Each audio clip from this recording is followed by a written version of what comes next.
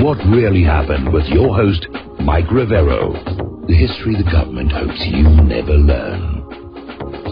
Here is your host, Michael Rivero. And aloha, America. Welcome to our show today. It is Tuesday, March 21st, 2017, getting into the week here.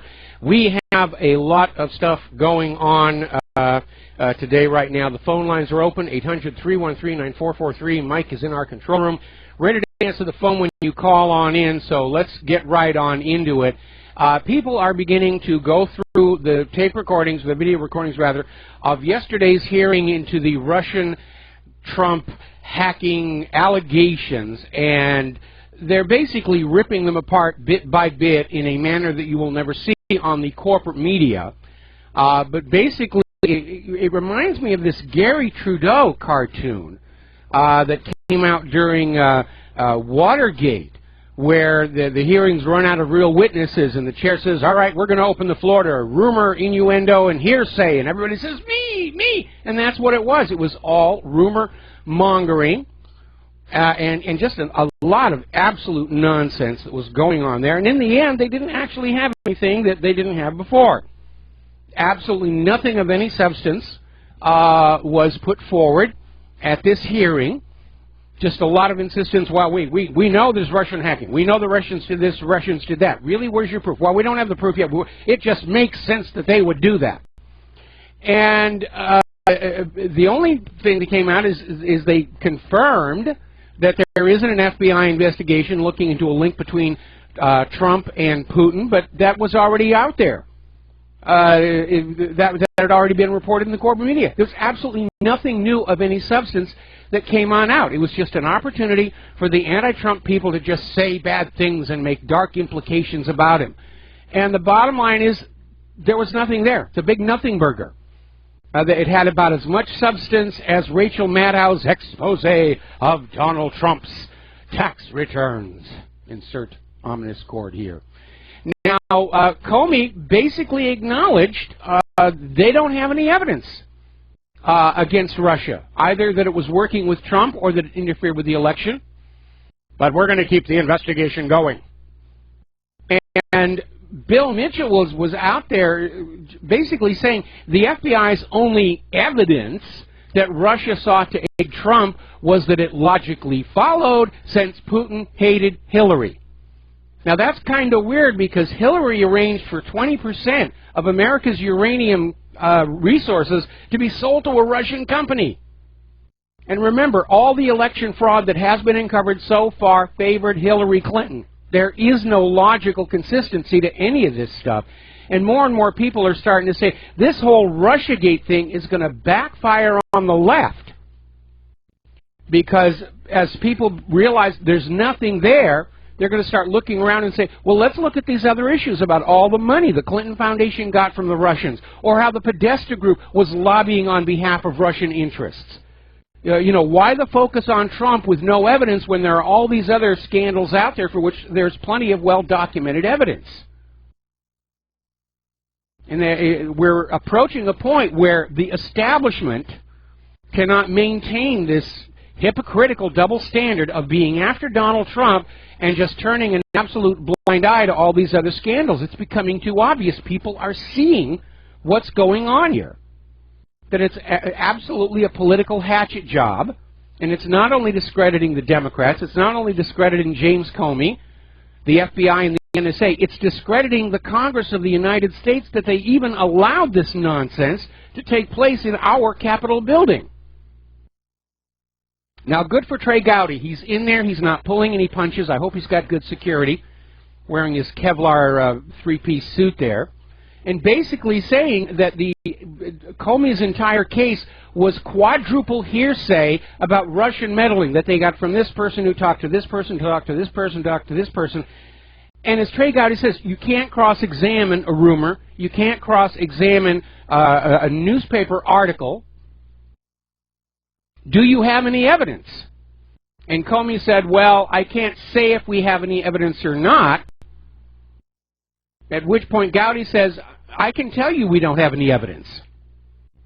Nothing's been given to us. And, of course, this is going to be one of the exchanges in this hearing that the corporate media will try and ignore or trivialize or marginalize and so forth and so on.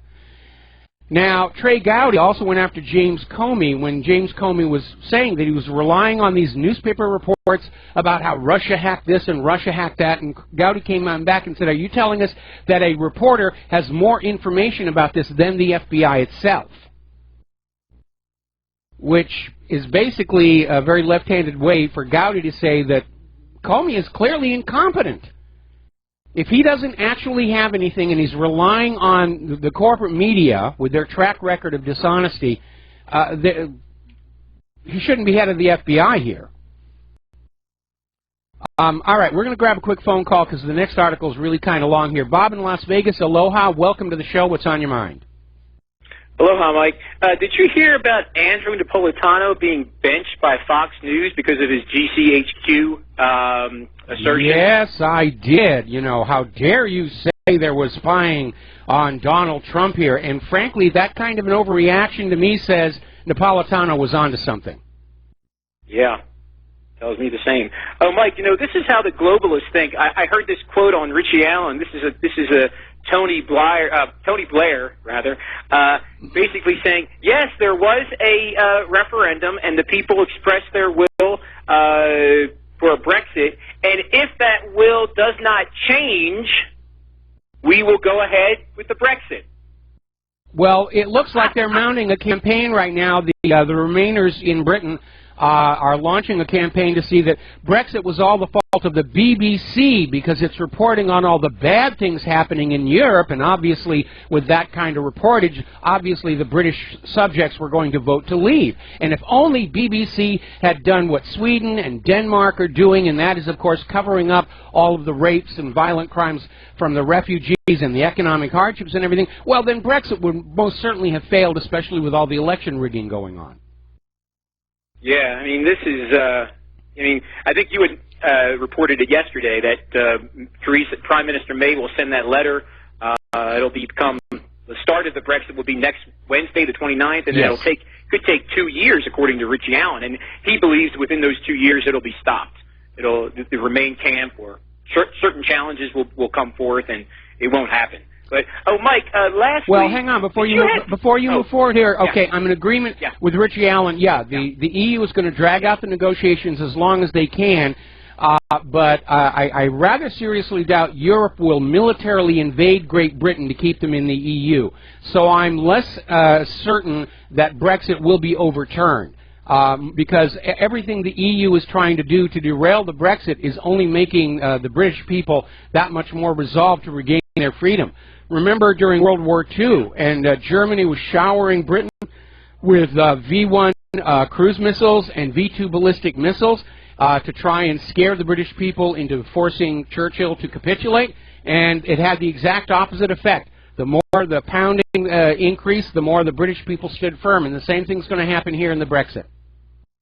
Well, Richie Allen just believes it'll be not external opposition, it'll be internal. It'll be domestic groups in Britain will prevent this from happening. So, well, these domestic groups in Britain, internal, are probably getting outside funding from people like George Soros. And I think the one good thing that we can say about Rockefeller's passing is he, too, was one of the major funding sources for the globalist movement. But with his death, his assets are going to be frozen for probate, and I know his foundations can continue, but their source of new revenue coming in from Rockefeller himself just dried up. Yeah, we were popping the champagne corks yesterday. Yep. Mike, any news on that cafe in Hawaii that was going to deny serving Trump supporters? Are they still open? You know, I honestly don't know. I stopped paying attention, but, we've got so many businesses failing on this rock anyway, it'd be kind of hard to say if they are closed, if that was the cause or not. Absolutely. Okay, thank you, Mike. All right, thanks an awful lot. We're going to let you go here. Now then, during the course of these hearings yesterday, first of all, let's do a shout-out to our on-air affiliates who are just now rejoining our network. During the hearings yesterday, and this is probably the reason that Gowdy got so frustrated with what was going on because James Comey, Rogers, and all of these people were regurgitating issues that we already know are complete nonsense and fraud. They're still trying to go back to that discredited dossier about Donald Trump and the prostitutes in the Moscow hotel. That's already been discredited, but they're still quoting from it and saying, oh, this happened and this happened and this happened. And again, the FBI admits they've got an investigation into Trump's campaign's links to Russia, but they won't talk about their investigation into the White House leaks because that's not allowed by the rules. Again, another double standard. Meanwhile, of course, nobody's investigating the Podesta group that was lobbying on behalf of Russian entities. Nobody's investigating the Clinton Charitable Foundation that was getting all this money from Russia during the Uranium One deal. Nobody's talking about all the cash that came into Hillary Clinton's campaign from wealthy Russian donors such as Roman Abramovich's wife, Daria Zukova. Nobody's talking about any of that. It's all Donald Trump. We're going to get Donald Trump. Everybody else is okay. That's all acceptable corruption in politics, but we're going to get Donald Trump.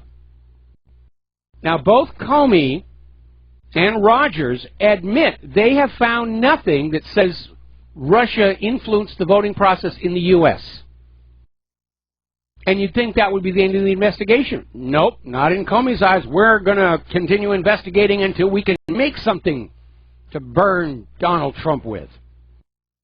The other issue that they kept pushing, and this was very alarming, they kept pushing this idea that Russia's our enemy, that we should err on the side of caution and realize that Russia's our enemy.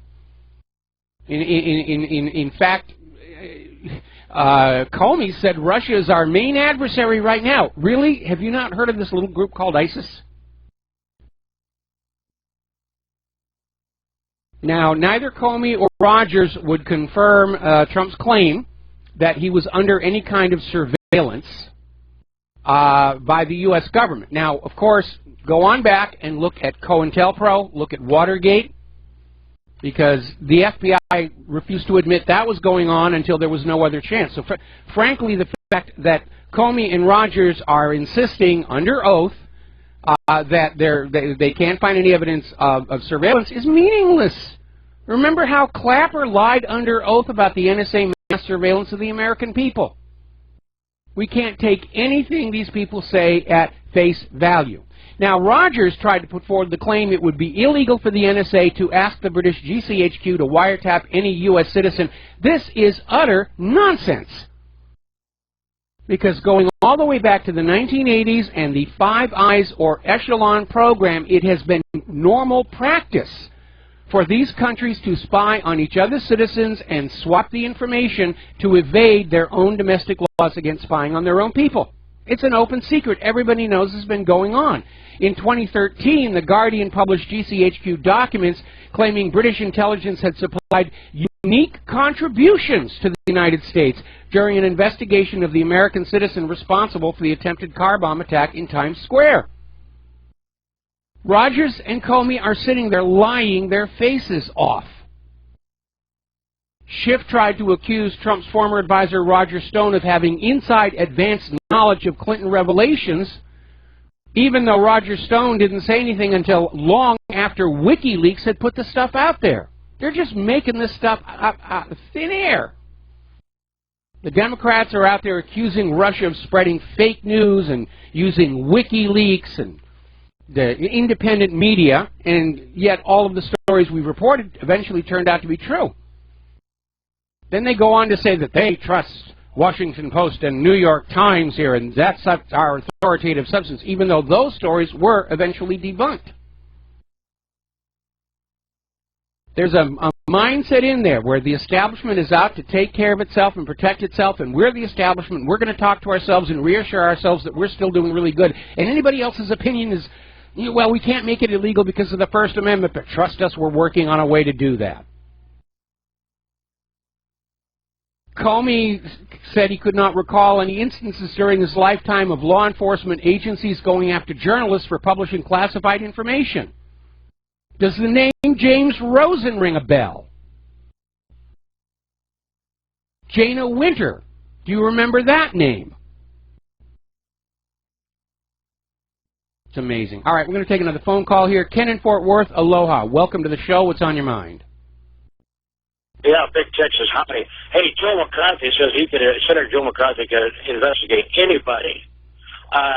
Go to YouTube and put in Joe McCarthy, and you can watch him for a couple of hours, whatever it is.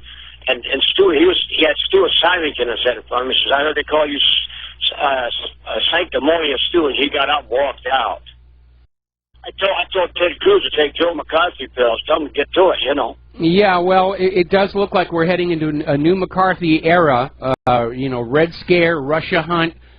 You know, and they're pushing as hard as they can because they missed the good old days of the first Cold War, where all they had to do was shout Russia at us, and we would wet ourselves and salute the flag and forget all about the crimes and corruption and abuse of our government and fling our money and the lives of our children into wherever they told us that the money and the lives of our children had to go. And they missed those good old days. Joe McCarthy and watch it for yourself. Okay. All right. Thanks an awful lot. We're going to let you go here and switch over to Tim in Wyoming. Aloha. Welcome to the show. What's on your mind?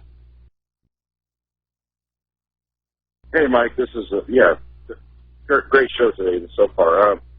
Have you ever brought up the subject of well, it was a movie. It was made into a movie, The Falcon and the Snowman. Oh yeah. And when one of the characters was became cognizant of our spying on Australia, and I mean spying on our supposed ally. Yeah, that was the Falcon. And then using right. He was kind of an early Edward Snowden. And of course, his best friend here, you know, was the drug dealer, a.k.a. the Snowman. And a little bit of trivia: my first wife actually knew the real life Snowman. Oh boy! Well, she had a colorful past, and somehow she evaded prosecution for it. Oh, look, good for her. Anyway, well, you know what they say. We have to say about victimless crimes, anyway. So. Anyway, no, I just thought I'd mention that because the fact that he brought that up, and I mean it was in the book. I read the book, then I saw the movie. The movie wasn't as good, but the book was actually pretty good. So I'm not sure whatever happened to those two individuals either after their you know, as you say, colorful. I'm sure you could look it up on Yandex or DuckDuckGo and find out what happened to them. Anyway, listen, I'm going to let you go, and we've got one more phone call. Then we're going to close the lines for a bit here because I got a bunch of news to get to. Hans in Chula Vista, California. Aloha. Welcome to the show. What's on your minds? Hello? Hello, you're on the air. What's on your mind? You were mentioning Germany was bombing England with V1 and V2, and you actually not telling why they were bombing England, because England started bombing Germany already in the beginning of the war, and they started bombing at tourist island. Just imagine. I myself could hear it in Denmark. I'm from Denmark, and they were bombing a tourist island, and then they start bombing Hamburg, Bremen, and all this, and you should have seen what happened in Germany. The bombing was only against the people. It was just bloody murder. And so yeah, it was. We look at the firebombing of Dresden that had absolutely no military value whatsoever. It was done to simply shock the German people into surrendering. But the primary objective of the V1 and V2 attacks was to scare the British people with the Germans' superior technology, to get them to pressure Churchill to capitulate to Germany's demand. Germany wanted to end the war at that point with their holdings in Europe, and they were sending a message to Churchill: you can still be an independent Great Britain, just leave us alone and let us create the new Germany out of what we already have. And of course Churchill and the United States said, no, we're not going to do that. But in the end, the point I was trying to make was that pounding on the British people is not going to get you the result that you would prefer to get. And the same thing is going to be true about all this pressure that they're trying to bring to bear to get the British people to reverse the Brexit and go back to being the slaves of the European Union. We have to take a break for commercials. Thank you for the phone call, Hans. We'll be back with some news after these few words. And aloha, America. Welcome back to the show here. And we're talking about events that came out of yesterday's hearings. Well, it wasn't even hearings. It was basically a screaming propaganda rumor fest. And one of the things that was very obvious is even though the head of the FBI and the head of the NSA sat there saying, we've found no evidence of Russian tampering with the election, working with Trump, all the Democrats in that room were talking about Russia's meddling as if it was a foregone conclusion and an established, unassailable fact. And they started ramping up, it's an act of war, it's an act of war. What they've done to us is an act of war. And Representative Jackie Speer said that Russia is effectively waging a hybrid war against the United States of America. Of course, then she went on to liken Putin to a tarantula, claiming that he spun a web and trapped people like Roger Stone, Wilbur Ross, Rex Tillerson. And it's hard to take her seriously once you remember that tarantulas don't actually spin webs. And so she got a good deal of ribbing over that, and she's come back and apologized to tarantula Americans for having mischaracterized them. But the reality is, we're seeing a room full of people with tongues incredibly handy and information highly uncertain. They're there to sell an agenda. Trump, Russia, bad, bad, bad, bad, bad, bad, bad. Facts are irrelevant. They are the embodiment of the post-truth society. And that in and of itself is a big propaganda weapon. They're trying to convince you that facts and reality are no longer important. It's how you feel about what we're telling you that matters. How you feel. You should feel there's an Easter bunny and we'll give you chocolate candy. You should feel there's a fat man at the North Pole and we'll give you a bicycle.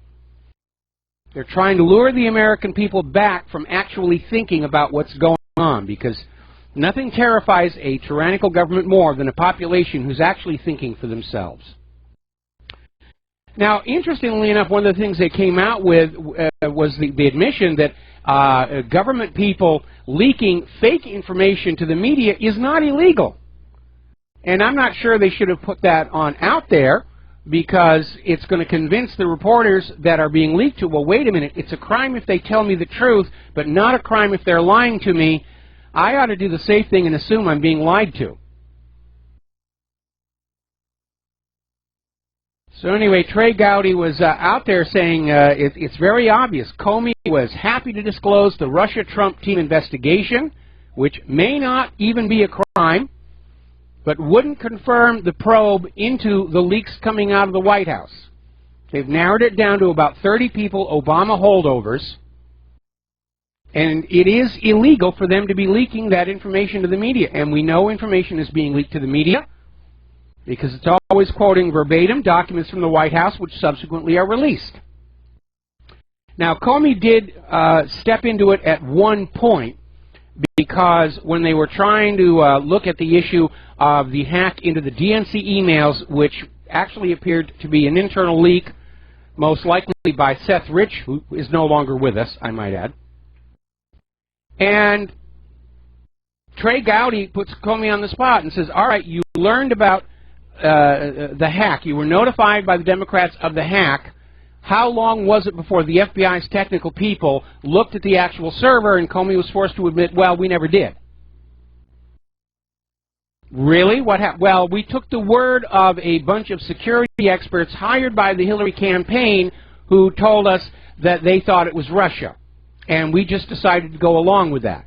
How long was it between the first notification of the hack and this hired group telling you it was Russia?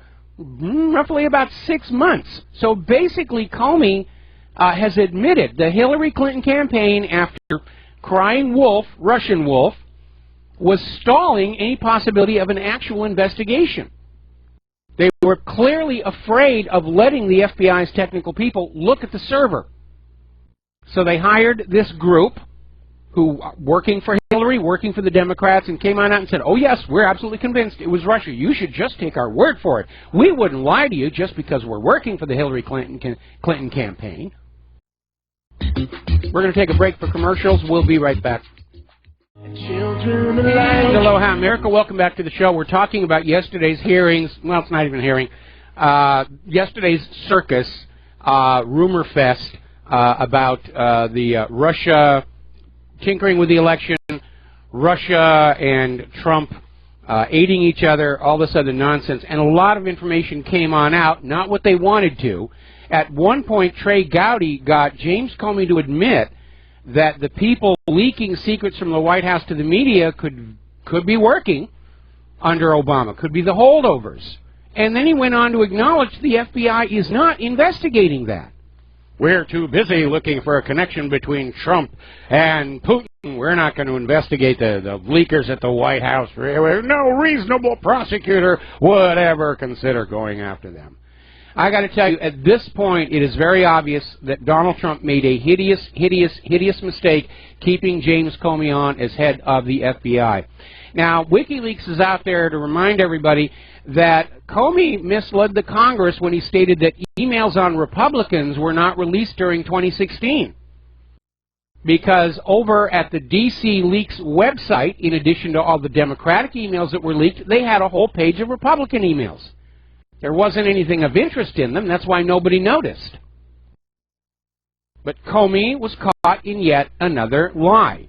And, you know, I'm almost, but not quite, on the verge of feeling sorry for Comey, because now the Democrats are on his case saying, why didn't you announce that there was an investigation into Donald Trump at the same time you announced there was an investigation into Hillary Clinton, because that cost her the election, you fiend, you. And talk about ingratitude, because the Democrats seem to have already forgotten James Comey gave Hillary a free pass on all those Title 18 felony violations she committed. And he admitted in the news conference that she had committed these crimes. And then said, we're not recommending prosecution, really. I don't want to join Vince Foster over there in Fort Marcy Park. And Hillary Clinton could and should be in jail right now, and the Democrats don't remember that. It's all about, you should have said there was an investigation. Well, as a matter of fact, it was out there. The corporate media reported that there was an ongoing investigation into the links between Trump and Russia, and they weren't finding anything, and that's why the story went away. Now, Rush Limbaugh is out there saying that he thinks what was really going on yesterday was Congress was sending a message to Donald Trump: stop trying to drain the swamp, or we will find some way to get you. And I don't know why they had to make the message so obvious, public, and overt, but Rush may be onto something there, because that hearing didn't serve any purpose. Certainly not from the Democrat side, certainly not from Comey's side. It made Trey Gowdy look good, not that he needs the help these days. But anybody who actually watched all of the hearings as opposed to reading the spin that's in the corporate media is going to realize this whole thing is a put-up job. It's a hatchet job by the Congress, by the establishment against the elected President of the United States of America. And when you couple that with the willful refusal by that same establishment to go after known scandals, Hillary's campaign donations from Russians, Russian contributions to the Clinton Charitable Foundation. At the same time, Hillary was selling 20% of America's uranium assets to the Uranium One company. Podesta lobbying on behalf of Russian interests. It becomes very obvious what's going on here. Now, Rand Paul has pointed out something very, very obvious here. Somebody was spying on the Trump campaign because of that leaked phone call of Michael Flynn that cost him his job. And he's saying it may not have been a wiretap, it may not have been an old-fashioned bug, but however it was being done, it was done. Because that information was captured, it was surveilled, it was leaked out, and it got Michael Flynn out. So the existence of a surveillance program on Trump and his people is an established fact.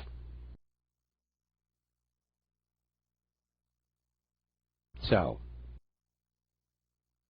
now, the New York Times last January, Inauguration Day, acknowledged Trump was being surveilled. They had a front-page story, wiretap data used in inquiry of Trump aides. They've now gone back and changed the online version, but for those who have the paper copy, it's still there. So the New York Times acknowledged the Trump campaign was being surveilled. Okay. Now, former Attorney General Michael Mukasey, very sharp guy, is out there saying there is no question Trump was being surveilled. And he went even further, saying that Schiff, the ranking member of the House Permanent Select Committee, basically made a mistake when he came on out talking about this, because he revealed that there was no criminal investigation going on. It was an intelligence operation because of the process by which they got the FISA warrant. It's not a criminal investigation. They're not looking for criminal activity on the part of Trump. It was an intelligence operation. It was spying. And the Democrats are still out there, how dare Russia meddle in our elections? Well, ever hear that old saying about those who live in glass houses shouldn't cast stones? Because since the end of World War II, the United States has intervened in 81 foreign elections. And we're not talking about coup d'etats and overthrows and color revolutions. We're talking about actually going into a country and messing with their election system. It seems to be the norm. And now we're finding out from the British police that Nigel Farage may have been the victim of election fraud back in 2015. It looks like Geert Wilders was a victim of election fraud. The Scottish independence referendum was a victim of election fraud. Bernie Sanders was a victim of election fraud. Donald Trump was almost a victim of election fraud. Brexit was almost a victim of election fraud. And we have Jean-Claude Juncker at the EU saying, no way is Marine Le Pen going to win that election. We've already seen to it. And I think all these people in all these countries, when they realize their entire political system is an illusion, they're going to realize that they are under no more obligation to obey these fraudulent, illegal, illegitimate governments. In our country, that Constitution is the original contract with America. It's the set of rules under which we, the people, allow the government to serve as caretaker of our national sovereignty. If the government is refusing to follow that contract, the contract is broken. They're not the legal, legitimate government of this land. And we do not owe them our obedience. We do not owe them our money. And we do not owe them life and limb of our children in their wars of conquest. All right, we're going to grab a phone call here. Peter in Los Angeles, aloha. Welcome to the show. What's on your mind? Hey, Mike. Listen, I just wanted to say a couple of things. I keep hearing people in the media say that the president cannot order a wiretap. And that is such horse crap, it's unbelievable. The president can order murders. He can order drone strikes. He has the CIA and the NSA and all these 16 intelligence agencies that we know of reporting to him. He can do that he can do it verbally. He can do it without any paper trail. And they do it all the time. Yes, they do. There was same thing with the IRS. They can do whatever they want. They're kings. This guy is a king, I prefer the word despot. I prefer the word despot. I agree. It's more apt, that's for sure. But Trump made a huge mistake in not moving fast enough and ruthlessly enough to put his own people in power and so on and so forth. I agree. This will never stop. These I guys, agree. The media will never, no matter what the facts are, Mike, the media won't cover them. The media simply will not cover them. They'll keep covering the allegations, the chimeras, all the stuff that isn't real, and they'll set the agenda. And the American people in my own family, some of them are Ivy League, graduate degrees, they don't understand what's going on. They're idiots too. But American publics are idiots. Most of them can't see this. Well, let me explain something about having an Ivy League degree or even having a college degree from my generation, because just as we're seeing our colleges and universities today are involved in continuing the indoctrination process that you have in grade school and high school, it was going on to a great extent also in earlier generations. Now, in the 1960s, the students stood up and said, no, professor, you are wrong. The war in Vietnam is not a good thing. And there was a rebellion within academia, which led to the anti-war protests and eventually the U.S. Having to pull out of Vietnam. But the process of getting, especially an advanced degree, is you have to stand there in front of the academic committee and convince them that you believe everything they believe, or you're not going to get your degree. And so that's really what a master's or a doctorate means, is they have sworn fealty to the established academic narrative rather than actually say there's something different going on out there. I mean, look at the way I left college. I dared to go on out and say, we're coming into a world where these computers are going to put pictures on film and everything, and my theater department said, what a load of nonsense, we're going to flunk you for that. And here we are all these years later, and we've got, I made a career out of using computers to put images on movie film. And academia, unfortunately, really is a rigid enforcer of the status quo. They worship the past. They worship the past academic greats because they go to bed at night dreaming that sometime in the future somebody will have a statue built to them and say, this was the definitive expert on Beatles or something nonsensical like that. And they really do hold our civilization back more than they advance it forward. Yeah, Mike, I agree with you. They don't know how to think. But I will say this. Even 9-10 years ago, before he went into Iraq, 2003, there was an anti-war movement. That's all gone. This is Obama. One of Obama's many gifts to us is that he killed the anti-war movement. He and guys like George Soros, who've taken it completely over. And so there is no more anti-war. All those have been co-opted, taken over, and gone into, basically banished into nothingness, because nobody would oppose Black Obama and the Democratic black, Nobel Prize winning guy. He killed the anti-war movement, and then Soros and those guys took it over. Yes. And so it's no longer there. Well, I don't think there's... Hang on. Just, I want to make a distinction here. The organized anti-war movement has been compromised and hamstrung and diminished, but I don't think that should be seen as a reflection on the anti-war sentiment of the population as a whole, because I have found very, very few people who think continuing this war policy is a good idea, and I live in a state with the highest per capita military presence of the entire country, and everyone's just shaking their head saying this is disaster waiting to happen if we go any further.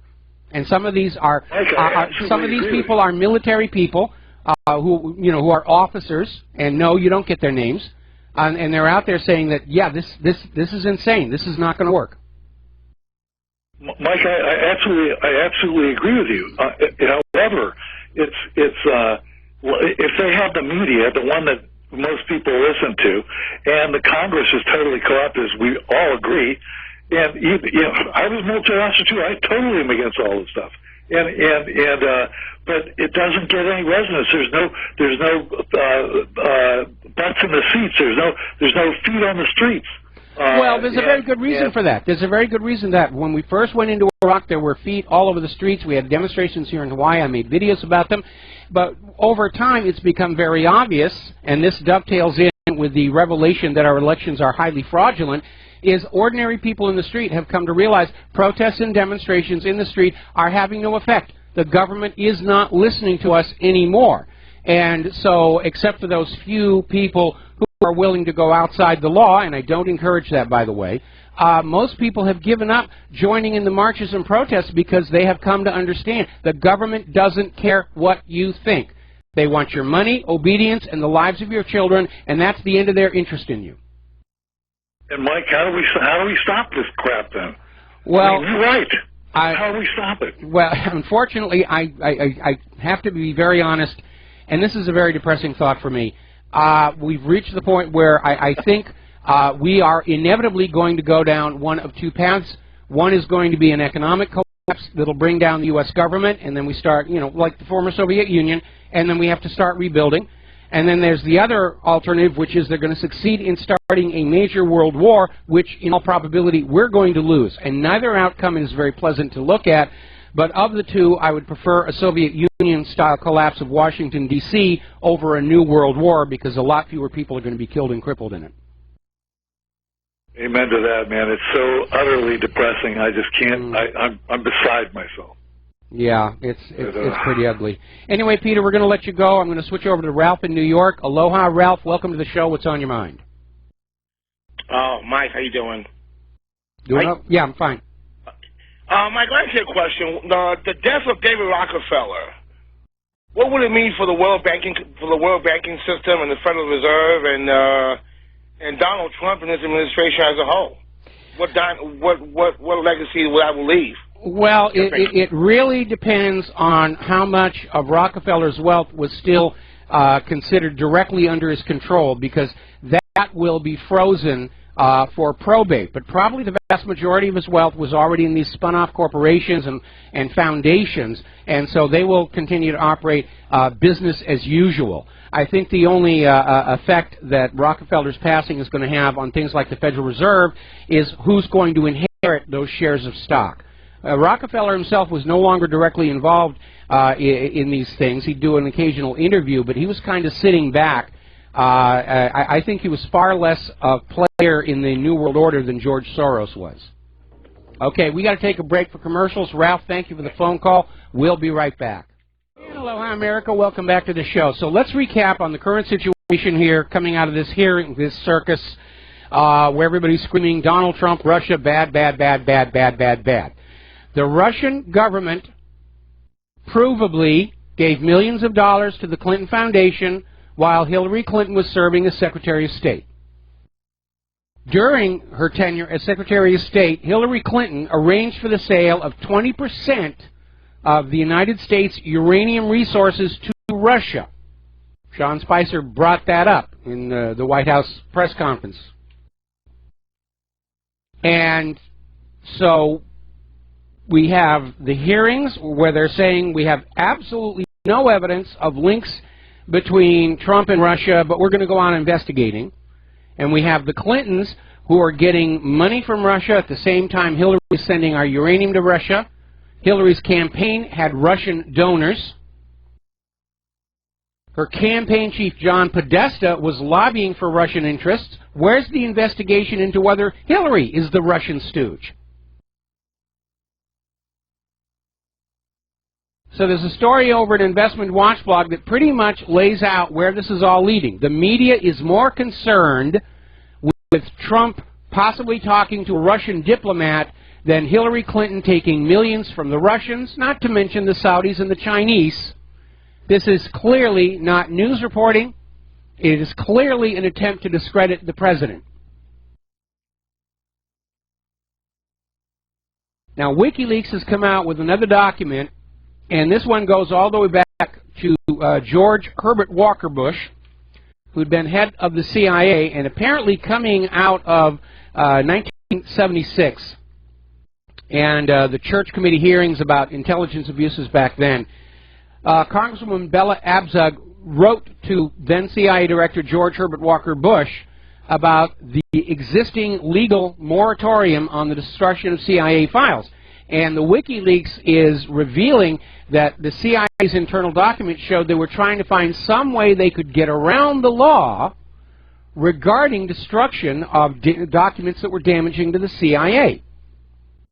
Some legal loophole where they could say, well, in the best interests of everybody involved, we are deciding that we are going to shred these things, meaning the best interests of the CIA here. Now, Julian Assange has come on out saying that Google was directly engaged in the Clinton campaign. And specifically, the chairman of Google, Eric Schmidt, set up a separate company to run the digital component of Hillary Clinton's campaign. And this organization was called simply The Groundwork. The website is empty except for a placeholder logo. And Breitbart has previously reported on the groundwork and how it was developed to install Clinton in the Oval Office. They were using Google. Now, apparently, one of the things they set up were a series of botnets that would flood social media with pro-Hillary stories using manufactured IDs. We saw a lot of this. We caught it. Now, another story. This is coming out of McClatchy. Oh, we're going to take a break for station identification. We'll be right back. Michael Rivero. And aloha, America. Welcome back to our show. Hour number 2. The phone lines are open, 800-313-9443. Now, apparently, we are seeing this story. This is out of McClatchy, where part of James Comey's FBI's Russian influence probe is looking at far-right news websites, which presumably would include me. And basically what they're doing is they're going forward from that now discredited list at Washington Post and the now discredited list at Harvard University that claimed any websites that were supporting Donald Trump and opposing Hillary Clinton were working as arms of Russian propaganda. We even made up a celebratory coffee mug here. Proud member of Washington Post's arm of Russian propaganda list. So, just like they're taking newspaper stories and treating them as established fact in the hearings, they're now taking these accusations that pro-Trump, anti-Hillary websites are agents of Russia, and they're actually starting investigations. And it really is a revival of McCarthyism, where if you dare post a story about how Hillary allowed the sale of 20% of America's uranium to a Russian-owned company at the same time Russia was pouring in donations to the Clinton Foundation, well, you must be an arm of Russian propaganda.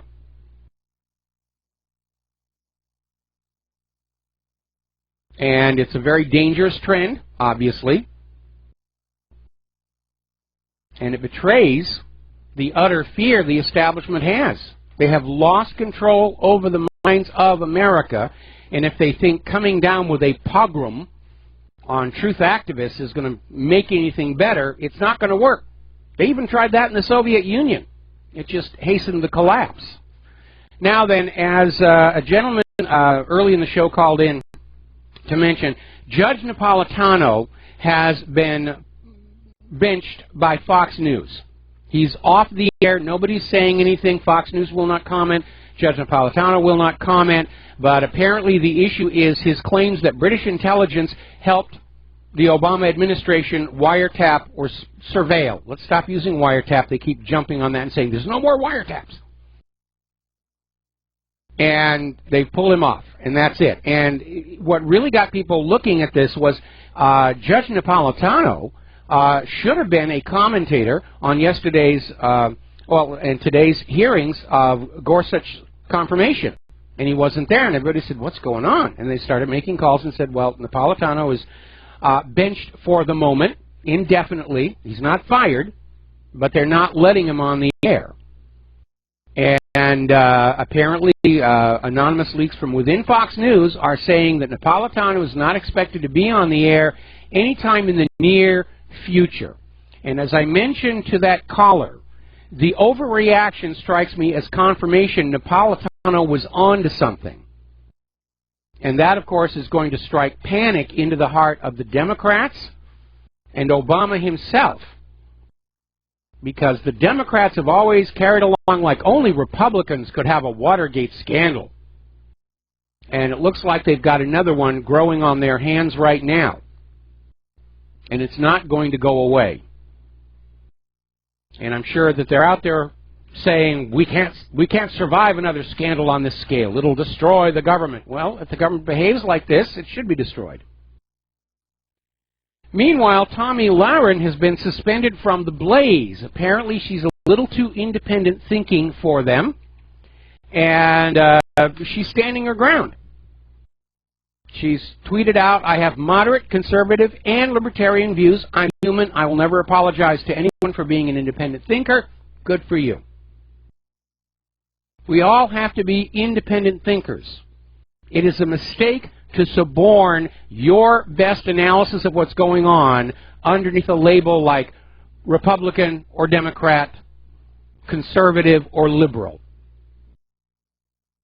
We all need to be independent thinkers right now if we're ever going to get out of this mess.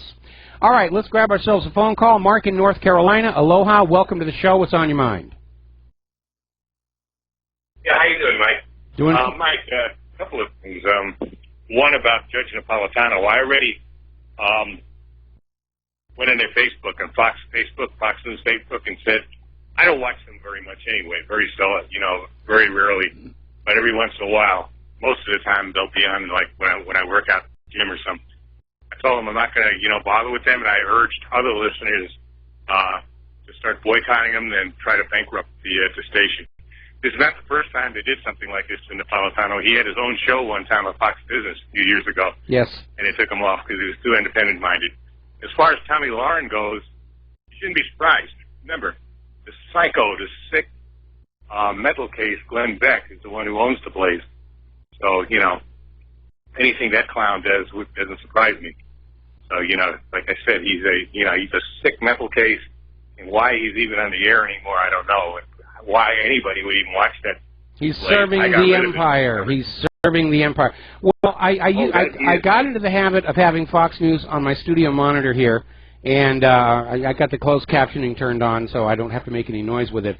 But I have noticed while they were standing their ground as a conservative viewpoint during the election last year, all of a sudden they seem to become be heading into as much liberal hysteria as these other news networks. And obviously, I know they've been through a management change over there, and obviously the new management is out there saying we have to get on board with protecting the establishment. And yes, they're dealing drugs and they're assassinating people, and the Bushes and Clintons are terrible folk, but it's our establishment and we're going to protect them. They're total fake news, just like CNN is. The only difference is they do have somebody like a Hannity who's yes. much more independent. Yes. And actually getting better the last year or so. And they had the judge, which now unfortunately they don't have. And they don't have Lou Dobbs, of course. But Dobbs, I want to see Dobbs speaking out on this. If he doesn't, I'm going to lose respect for him. As it is, he's got too many neocons constantly commenting on his show. So that's what's kind of disappointing. As far as Russia goes, I'm going to tell you, most people do not buy this crap about Russia. Okay? Most people, if you look at the internet, the real news, you'll see that people love Putin. And that's, really hardcore American, what you would call conservatives, real middle Americans. They love the man. They think that he's a true patriot for Russia and that he's a bulwark against globalism. Absolutely. That's why they hit him, and he's a bulwark against private central banking. The day that Russia went from trusted friend and ally to our worst adversary was the day that Putin took direct government control of their central bank in order to manage Russia's public currency as a public utility. That was when Putin went to the top of the special high-interest targets list. You know what? That's something else I wanted to call you about earlier. What Trump should do, instead of running away from Russia and sending troops into Syria and wherever else, and putting even more troops there on the border of Russia, he should copy Putin. And he should smash down on the central banks here in this country and take control of them, as Putin did. Well, at this point, to me it is very obvious that the people surrounding Donald Trump have managed to convince him that the only way to prevent the collapse of the United States is with a world war. There's actually merit in that argument. My concern is we're likely to lose this next one. And it's unfortunate, but as far as I can't see a third way. I was sincerely, open to the possibility that Donald Trump, if he was as independent as he certainly appeared to be during the campaign, was going to help turn this country around and start that long, slow march back to being a constitutional republic with a democratically elected government, elected by an open, transparent, honest election system. But at this point, Trump is still playing defensive. He made a huge mistake trying to be magnanimous in victory and allowing so many of the Obama people to stay on over. And again, it goes right back to my primary critique about Donald Trump. He is as naive about Washington, D.C. politics going into the job as Jimmy Carter was. Right. Well, one other thing to what you say about World War III, I kind of disagree with you on that. I think I go along with what Einstein said. He said that you fight World War III with these type of weapons, you'll fight World War IV with sticks and stones, and I tend to believe that's exactly what would happen. I agree. I agree. I mean, I find it very alarming that some of the movie channels on our cable box, they've started rerunning On the Beach. Gregory Peck film was a very strong anti-nuclear statement, and all of a sudden they seem to think, oh, people are going to want to see this one, end of the world from nuclear weapons and everything. Anyway, listen, Mark, we're going to let you go here. I'm going to do a quick shout-out to our on-air affiliates just now rejoining our network. And getting on over to the war zones, emphasis on the plural, the U.S. is launching a soaring number of airstrikes in Iraq and Syria, ostensibly against ISIS, but again, certainly in the case of Syria, Assad does not want those airstrikes, and Assad is still insisting the U.S. is actually hitting civilian infrastructure. And unfortunately, there's huge civilian casualties from the American bombing, but it does seem that Trump has been convinced that he has to continue this agenda of conquest and forcing the world back to Bretton Woods, or the U.S. is finished. And there are other ways to save the United States of America.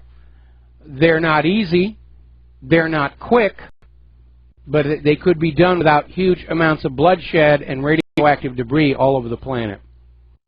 Now then, the Kurds are saying the Pentagon plans to send another 1,000 troops to Syria in the coming weeks. Apparently, the U.S. is trying to stage an invasion below the radar. And there's a few thousand here, a couple of thousand there, a couple of thousand there, a couple of thousand there.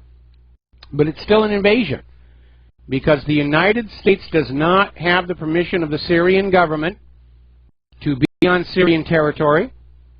President Obama does not have, President Trump does not have a formal declaration of war by the United States Congress. President Trump does not have a resolution from the United Nations Security Council. And it is insane to continue this. And it could easily wind up as a direct conflict with Russia. And we may be closer to that than ever before. Now, Netanyahu has been out there demanding Russia stop airstrikes in Syria, because Israel's attitude is that unless Daesh can take over Syria and bring down Assad, Israel will collapse. Because Syria is obviously Iran's proxy in the region. That's their thinking.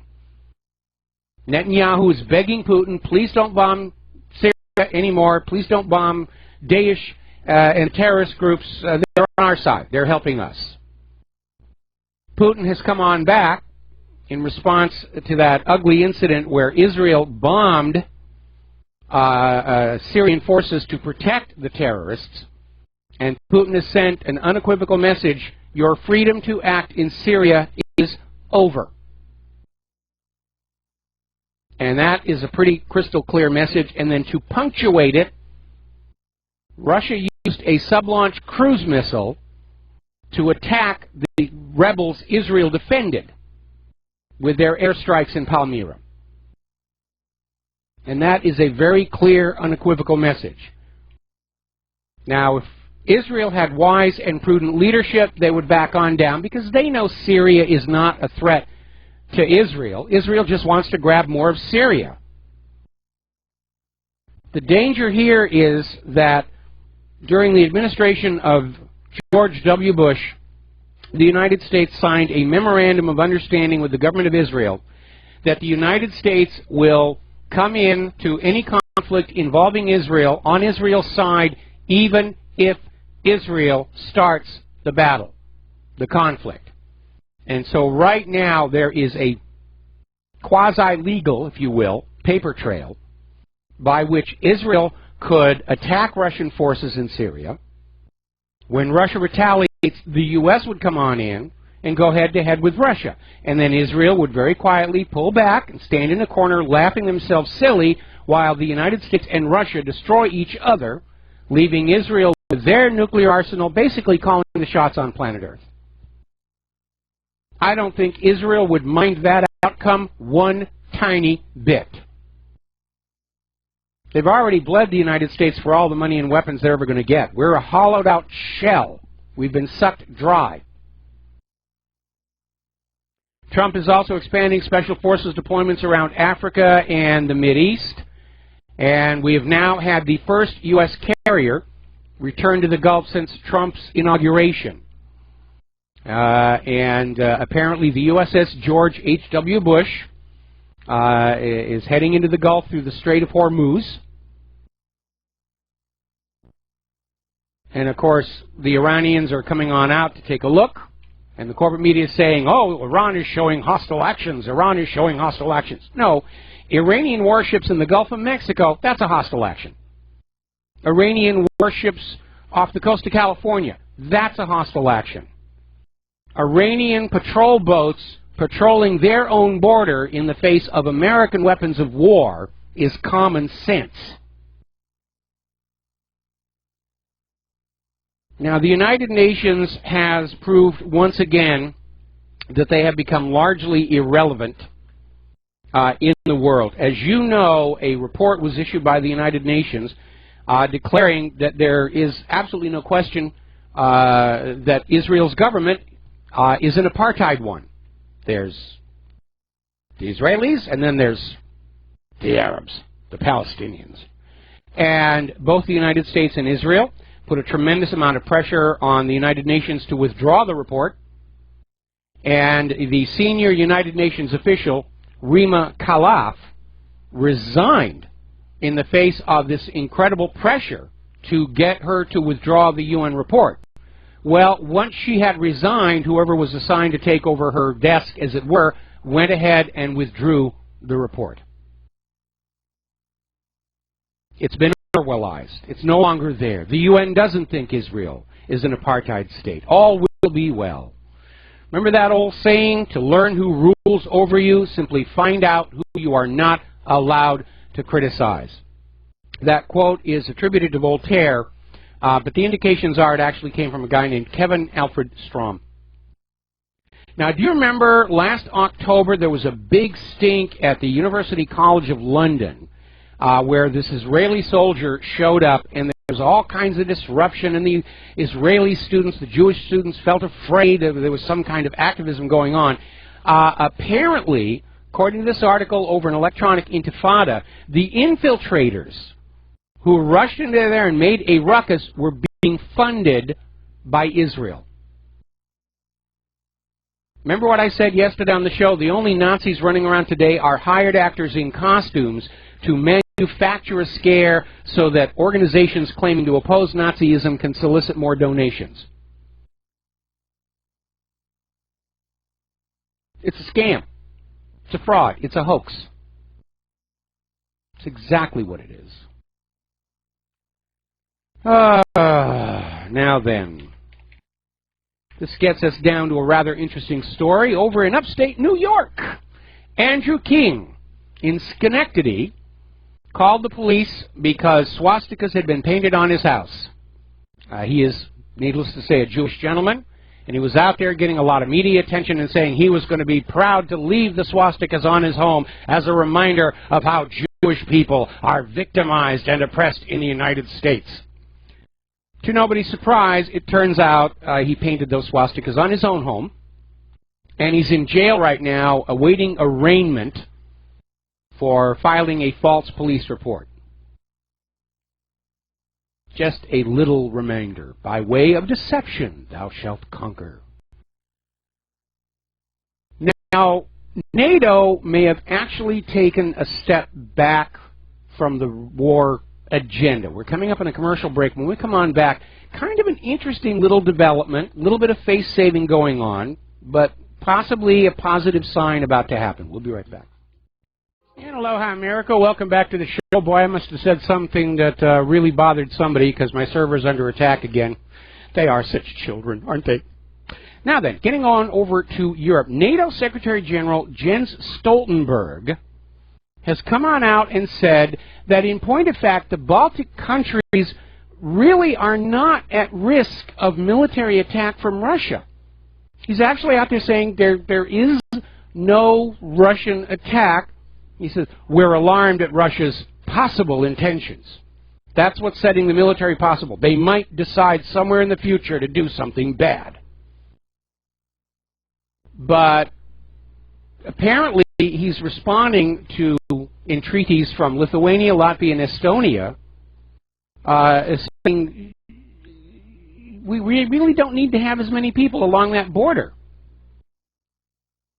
And he's actually out there saying it's important we do not over-dramatize the situation. I wonder if he's going to be replaced real soon here. Now then, the United States is crying foul. Russia's just tested their 9M729 cruise missile. And the U.S. is screaming that it is a violation of what's called the INF, the Intermediate Nuclear Force Treaty, which was negotiated in the 1980s. And basically the treaty bans cruise missiles with a range between 500 kilometers and 5,500 kilometers.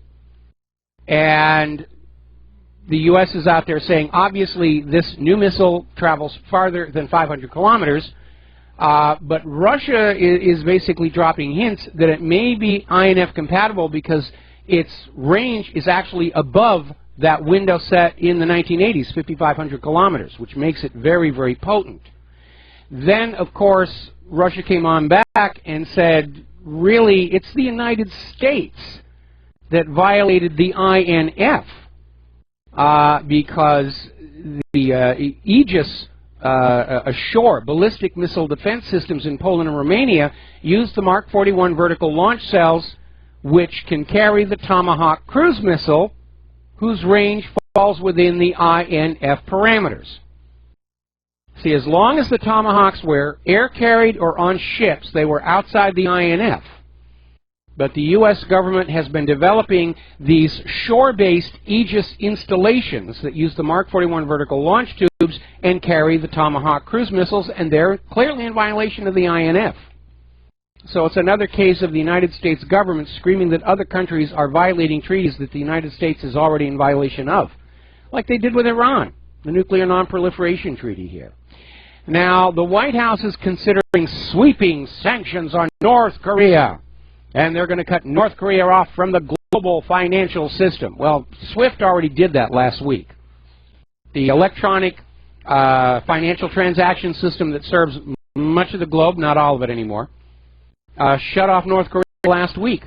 What's going to happen in North Korea? Same thing happened in Russia. They're going to learn to be more self-sufficient and independent. And the fact that they're going back to the sanctions signals that Tillerson did not get what he wanted from either the interim president of South Korea or China. They're not on board with a war right on their shores. The interim president of South Korea, who may become the permanent president in the next election, is basically a follower of the Sunshine Policy, which was their name for reunification. 6 years ago, they were talking about reunifying Korea the way Germany had been reunified, and that was derailed by U.S. intrigues.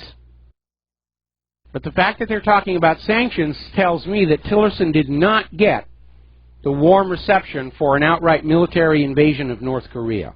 North Korea has come on out and said they have no fear of U.S. sanctions, and they are not going to change any of their policies. So we have this other article. This is from Sputnik News. The Korean crisis, the U.S. next phase of pan-Eurasian containment. In other words, North Korea is just another stepping stone on U.S. power projection around the world. And when you look at the history of the Korean War, you'll realize this is another quagmire waiting to happen.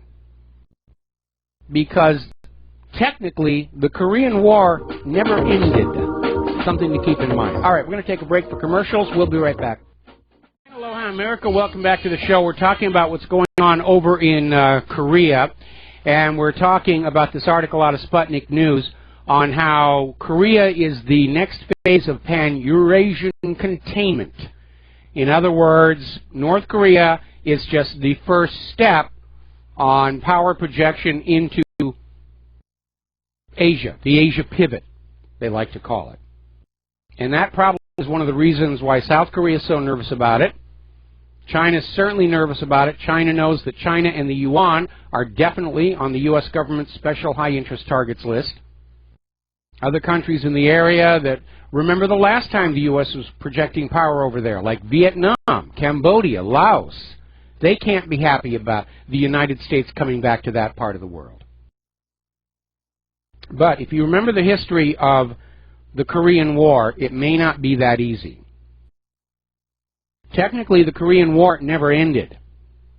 It's been a ceasefire all this time. Neither side is claiming victory or admitting defeat. The Korean War never really stopped. It just got put on hold. And they drew a line across that 30th parallel, and they filled it full of landmines, and that was basically it. They sit on either side of that line, and they sneer at each other. They broadcast loud music and propaganda on giant speakers. But if you remember the history of the Korean War, it was a quagmire.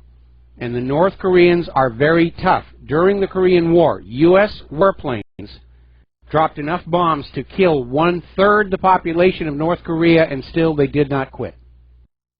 We're already mired in quagmires in Iraq, Afghanistan, Syria, Libya, Yemen, who knows where all else, and they want to take on another quagmire.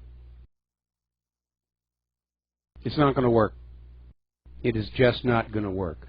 Now, one of the reasons that Beijing may have been very cool on a U.S. plan for military engagement with North Korea is that China is upset with the United States, first of all, over the tensions in the islands in the South China Sea, which, again, going back to the end of World War II, the Allies all agreed these islands belong to China.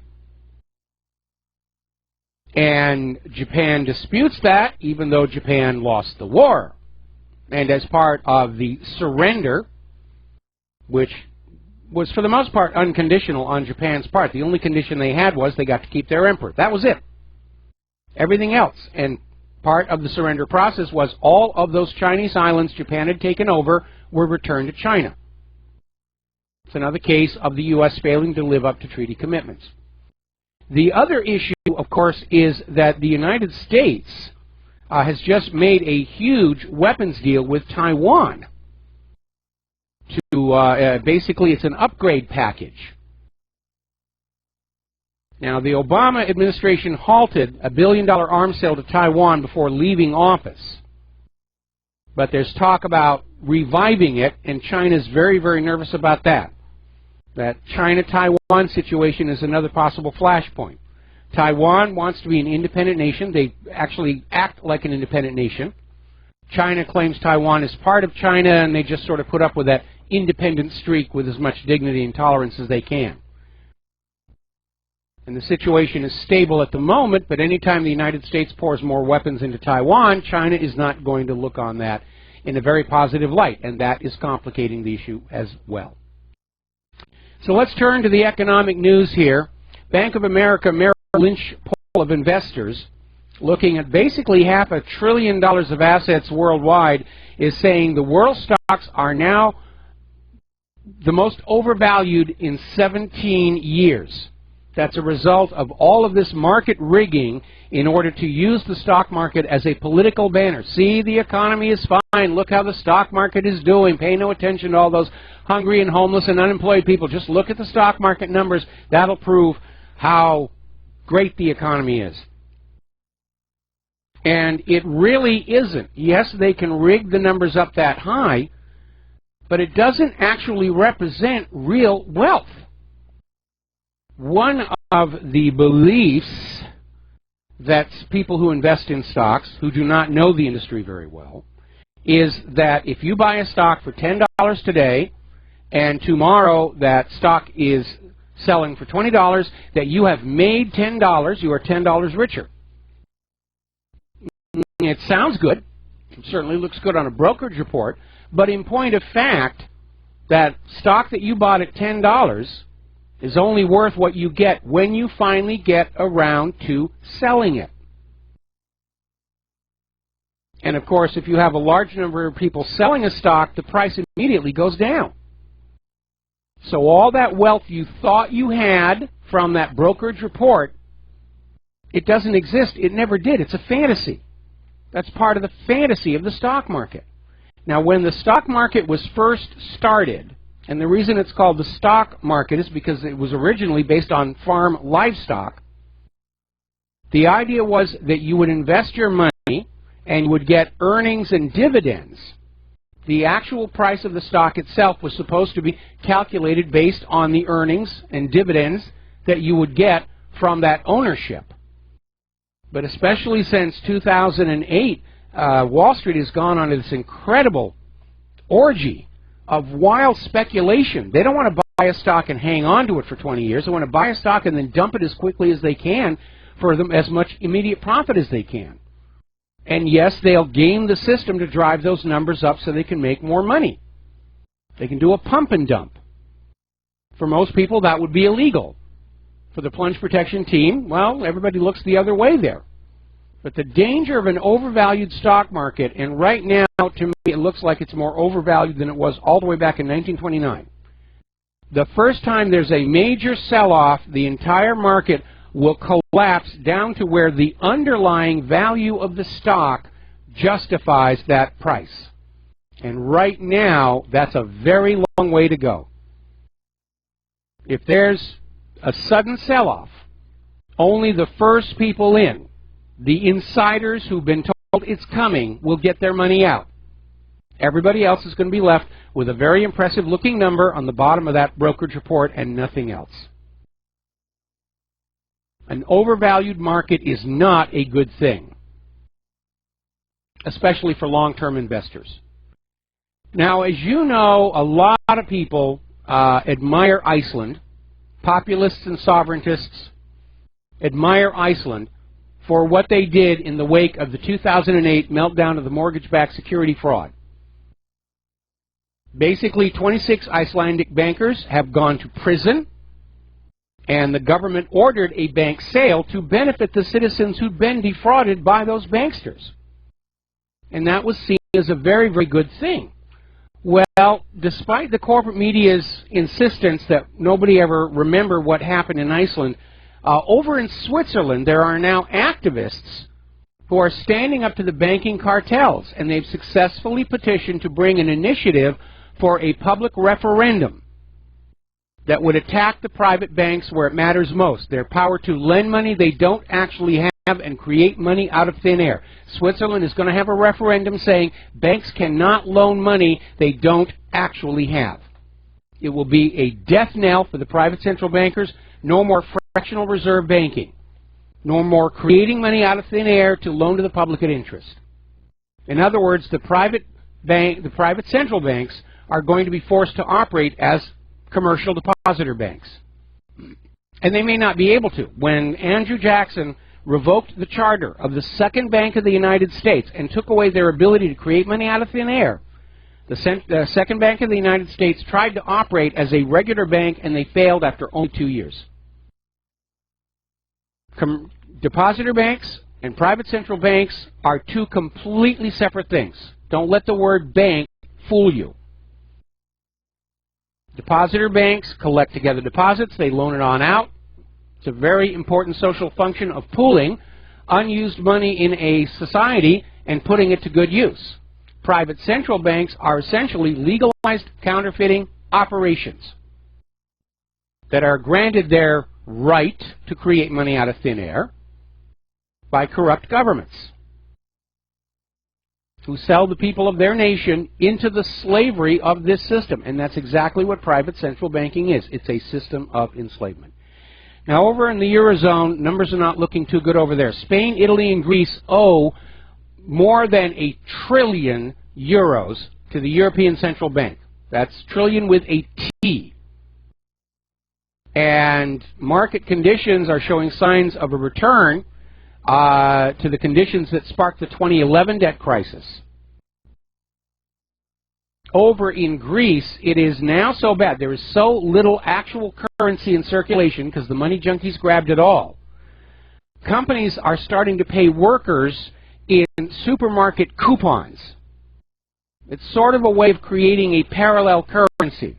The companies are going to the supermarkets and saying, we will pay you so much for the coupons, we're going to pay our employees in the coupons, the employees will come to the store, redeem the coupons for the food. That's how it's working. Now, imagine a system where you work all day long, and all you get for that work is food. We had a system like that in the antebellum South in this country. And that, of course, is what the private central bankers want. A return to serfdom, feudalism, where the bankers own everything on the planet, and you are allowed to live only so long as you are of use to them. And you will work all day long, and you will be allowed to eat. And stay in hovels that they own, shacks. And if you didn't figure it out yet, that's what that new micro house thing is. You've seen them, the little tiny micro houses, the micro homes. It's a slave shack with up-to-date paint job is what's going on here.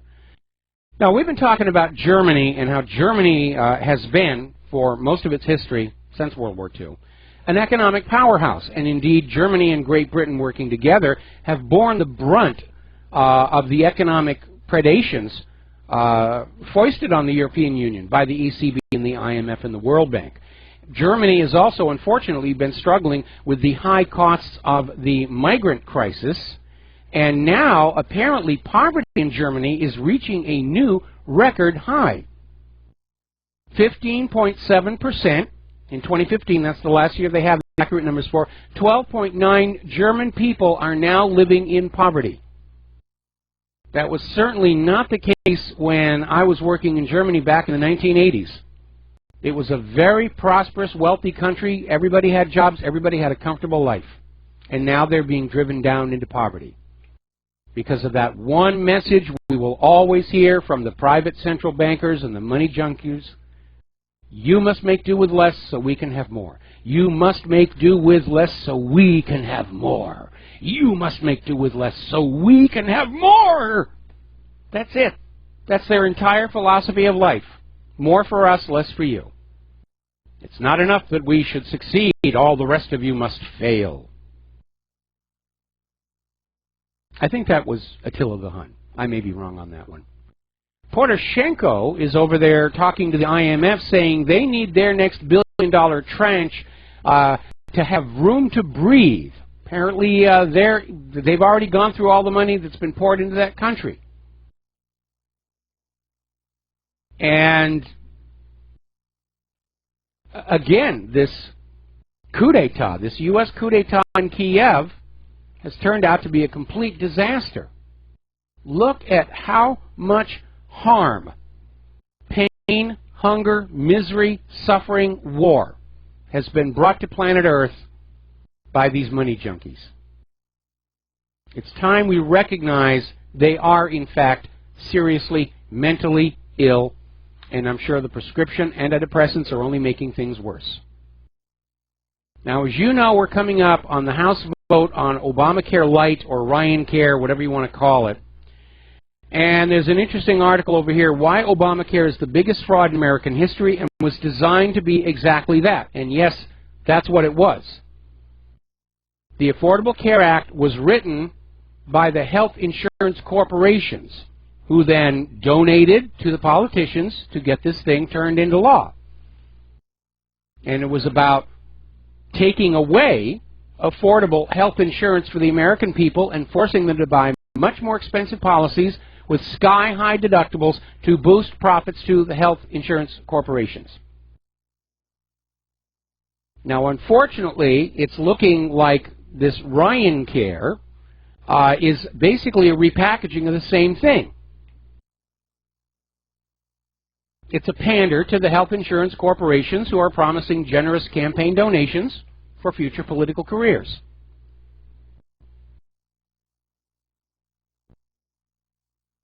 At some point, some bright person in the government is going to look out across this land and realize that this government of the scammers, by the scammers, and for the scammers is headed for a major fall, because there is no more money out here for them to take. Whether it's the carbon tax scam, the Obamacare scam, the mandated vaccine scam, it all breaks down in a country that is impoverishing its own workforce. And it stuns me they can't see it because of their money addiction. Now, Chuck Schumer. Remember back in 2013, Chuck Schumer blocked the Republicans' attempt to defund Obamacare by shutting the government down for 16 days, by refusing to negotiate on a special bill that would have been an emergency funding bill to keep the government working past the debt ceiling. We're past the current debt ceiling, and once again, Senator Chuck Schumer is saying that he will block any kind of an emergency funding bill unless Donald Trump reverses his course on immigration. Just open those borders back on up. Our lords and masters over at the New World Order want those borders open. We hear and we obey. Now, apparently up in Maryland, at high school, 2 illegal aliens who were attending English classes there raped, sodomized, and forced oral sex on a 14-year-old girl. Grabbed her, took her into a bathroom stall, and abused her. They've arrested these 2, and they are scheduled for deportation now after the damage is done. So how is that sanctuary city thing working out for you, Maryland? Is that working for you? Okay, we'll be right back after these few words. And aloha, America. Welcome back to our show here. Now, as I mentioned briefly earlier in the show, and I'm going to go into it in a little more depth now, apparently a group of 60 conservative members of Parliament, including former cabinet ministers Lane Duncan Smith and Teresa Villers, plus a bunch of Tory peers and so forth, they've all signed a letter written to the Director General of the BBC, saying that the only reason the Brexit vote succeeded was the BBC's pessimistic and skewed coverage of what's going on in Europe. That if the BBC had not been reporting on the migrant crisis in Europe and all the violent crime and rape going on over there, if the BBC had refrained from reporting on the economic hardships that were going on in Europe, that Brexit would have failed and the New World Order would be just absolutely delighted about what's going on. Now, obviously, Article 50 is scheduled to trigger on the 29th, and that begins the process to basically Brexit at that point is a reality.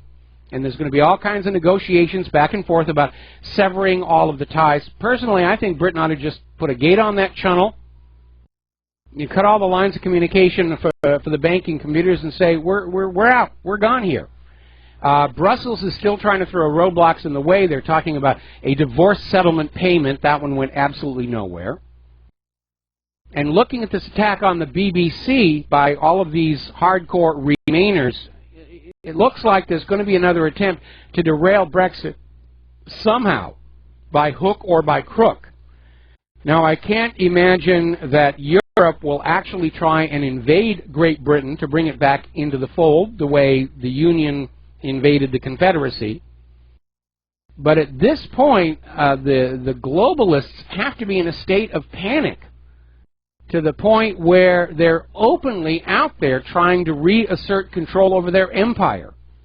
And we're starting to find out more and more that populist politicians, Eurosceptics, sovereigntists are being campaigned against and in many cases actually interfered with. The British police are now saying Nigel Farage lost his election in 2015 to election fraud. We saw a massive election fraud in the Scottish independence referendum. There was a lot of fraud in the Brexit vote, not enough. A lot of fraud in our vote, not enough. Looks like there was fraud in Geert Wilder's election, and on and on and on. And we're all seeing it now. Now, up in Germany, they have a satire TV show out there saying, go ahead, Britain, you can leave, you know, who needs you? Turkey is about to join the EU. We'll have Turkey instead of Britain, everything will be fine. Actually, small difference. The refugees are trying to get into Great Britain. The refugees are trying to get out of Turkey. I don't really think it's a clean swap. Now, the House has just passed... Oh, there's the music. Got to do a quick station identification. We'll be right back. And aloha, America. Welcome back to our show, hour number 3. The phone lines are open 800-313-9443. Go ahead and call on in, share your ideas and opinions with us. Now, Conservative Tribune is reporting that the House of Representatives have passed a new bill, the Veterans Second Amendment Protection Act, which, if signed into law, would protect the due process rights of military veterans. Remember, under the Obama administration, as part of the gun grabber agenda, they were out there with this idea that anybody who'd served in armed combat by default was suffering PTSD and mental illness, and therefore they would not be allowed to continue to have their right to keep and bear arms. And it was a very specific targeting of a segment of our society, because if it comes to a conflict between the American people and the government, those veterans represent an already trained military force who in all probability would side with the American people. So this was a blatant attempt to preemptively disarm them, as if other gun owners would not share their weapons with them. But that's what it was about. So the House of Representatives has passed this bill saying that just because you're a military veteran does not mean you are not protected by that Second Amendment. I think that's a very, very good thing. The PC people are at it again. Over at Boston's Emerson College, they have come out with a list of words you should stop using at once. We're going to teach you Newspeak. If you ever read 1984, the logic behind Newspeak was that if there was not a word for a thought that was not approved by the government, you couldn't think it because you didn't have the word. And that was the rationale behind Newspeak. And they're headed this way. Emerson College has just released their guidelines for inclusive language, which says you must not use the word homosexual when you're referring to a homosexual. Don't you dare use the word disabled. That's offensive. Use person with a disability. Use gay or lesbian when describing people who are attracted to members of the same sex. Avoid the use of homosexual and homosexual relationship. That's bad. That's bad. Now, the guide does not provide any rationale for these rules. It's 1,440-word guide saying you will not use these words. They banned the use of the word businessman. They say you should use business executive. They're also banning cameraman. They're saying instead of using the word chairman, just say it's a chair, which is going to cause confusion when people try and sit on them. Also banned policeman, man-made, mankind, layman, spokesman, manpower. And it's pretty ridiculous. Campus Reform reached out to Emerson officials for background, and nobody replied. By the way, the cost to endure this brainwashing at Emerson is just under $60,000 per year. And I'm sure there's a banker there who will offer you a very, very easy access to a student loan. Emerson has produced people like Jay Leno and Henry Winkler, famous for jumping the shark, and I think Emerson just did that himself. Rather interesting story. Boy, Donald Trump promised to bring back jobs, and he certainly did. One area that is really booming right now is the tattoo removal business. Apparently, gangbangers are so afraid of deportation that they're going to places and having their tattoos removed so they can't be spotted. Remember we were talking about how in Philadelphia they're canceling Cinco de Mayo. They're afraid of deportations. And I think that comes under the guise of harboring or protecting illegal immigrants. It's a Title VIII violation. Now, Monsanto's in serious trouble again. A recent lawsuit has forced the public disclosure of previously secret documents.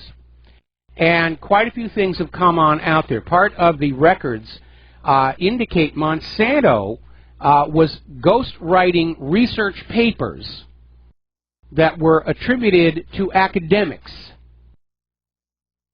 In other words, Monsanto would produce a report that said, GMO is great, glyphosate is great, how could you not love it?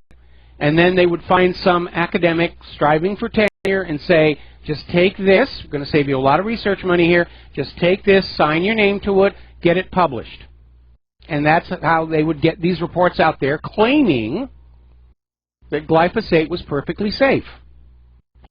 And this has become a very common industry practice to the point where there have been studies saying that as much as 1/3 of these supposedly peer-reviewed scientific papers appearing in journals are junk. We're going to do a shout-out to our on-air affiliates who are just now rejoining our network. And apparently a senior official at the Environmental Protection Agency colluded with Monsanto to quash a review of glyphosate that was going to be conducted by the United States Department of Health and Human Services. In other words, the Health and Human Services Department was going to run their own independent study on whether glyphosate was safe, and the EPA and Monsanto colluded to keep that from happening. Apparently, according to some of these records, there was even a disagreement in the EPA over whether glyphosate was safe. There were apparently a lot of people in the EPA said, you can't do this. It isn't safe. So, apparently, Monsanto Company Representative William Hayden suggests the company ghostwrite findings would be keeping the cost down by us doing the writing, and they would just edit and sign their names. So even academic research has been turned into just another advertising platform. Now here's an interesting story that's coming on up. This is coming on out of Giza Death Star, and there is some merit to this. It's going to sound a little wild, but it does have merit. And it's asking if the U.S. government helped pressure Pope Benedict XVI to resign. Remember when Pope Benny the Rat quit and everybody was scratching their head saying, what the heck's going on? And so apparently some documents that were released by WikiLeaks indicate that Pope Benny abdicated under highly unusual circumstances and was replaced by a pope whose apparent mission is to provide a spiritual component to the radical ideological agenda of the international left, in other words, the globalists. And the new pope has certainly been supporting the globalists, hasn't he? Now, the new pope may not be all he seems to be either, because looking back at his background, this is from Global Research up in Canada, apparently, even though he's being heralded as a progressive pope by anti-war activists, Pope Francis was one of the main supporters within the Catholic hierarchy of Argentina's military dictatorship, which was brought to power in a CIA-supported coup in 1976. So the question is the Pope a CIA asset? And again, given his statements in support of globalism and opposition to populism, he came out with some really extreme stuff in the last couple of weeks about how populism is bad and you should embrace the one world government and, of course, the one world church. Did I mention it would be Catholic? Now, here in Hawaii, we're still dealing with this light rail system, and the story just goes from bad to worse. As I mentioned before, the construction is way behind schedule. It's very expensive. The roads along the rail line are in a terrible state of repair. It's causing a lot of damage to cars. People are now avoiding that way, which is adding to congestion in other routes. We live in a very odd part of the island where we are kind of constrained to a very narrow piece of land to get from where we are out to the western side of the island. And there are really only a couple of roads, one a freeway, that will get us out there, but they're all congested by this construction. Now, at this point, this is the litany of failures. Besides being way over budget, way behind schedule, they are going to probably have to replace all of the rail cars, because after they bought them, they have discovered that these rail cars, which are aluminum, the frames, which consist of 4 extruded aluminum I-beams, are cracked and deficient. And apparently it's turned out it's less expensive to simply trash these and buy brand new ones with stronger frame members than to try and take these apart and retroactively put the new frames in. So that's strike one. They have discovered that the insulating pads that have the tracks resting on them on the top of the column, they are already starting to fail. And they're already scheduled for replacement for the first 11 miles of the route and probably eventually the entire thing. Some of the track sections, the pre-stressing has already failed. That's had to be replaced. And now here is the new one. At certain locations along the light rail system, there are obviously going to be stations where you get on and get off the light rail trains. And Claire and I had noticed a while back, one of the stations is supposed to be down here by the Pearl Ridge Mall, and we had noticed the columns going up and the beams going out to hold the rail station, and then all of a sudden it just seemed to stop. And now we're finding out why. Apparently, when the contract for those columns and those supports for the rail stations went on out, they hadn't really finalized the design for the rail stations themselves. And so these columns have been built, columns and supports, were built to support a rail station that was going to weigh X. And now that that rail station design has been finalized, they've discovered it's actually going to weigh a whole lot more. It's going to weigh more than the current structure is designed to support. So they're going to have to redo all of those. And they're out there pointing fingers and saying that obviously the contracts for those supports for the rail stations went out prematurely. Should have waited. Yes, they should have. But I'm sure somebody was eager to get their little political payback done as quickly as possible. Here is the real kicker. They're now saying that the light rail system will not be operational until December of 2025, and even then they are hemming and hawing about it. That means that we have a light rail system here that is going to be another 7 years of just sitting there with the salt air corrosion and the effects of time and weathering without maintenance, without trains running on it. This has turned out to be an absolute disaster and a boondoggle. And it was, of course, it was being pushed forward by the Agenda 21 people. They're behind schedule because they've renamed it Agenda 30.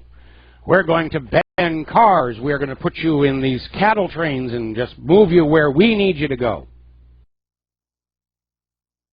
And when you have a mass transportation system that is well designed and integral to the city, it does tend to work.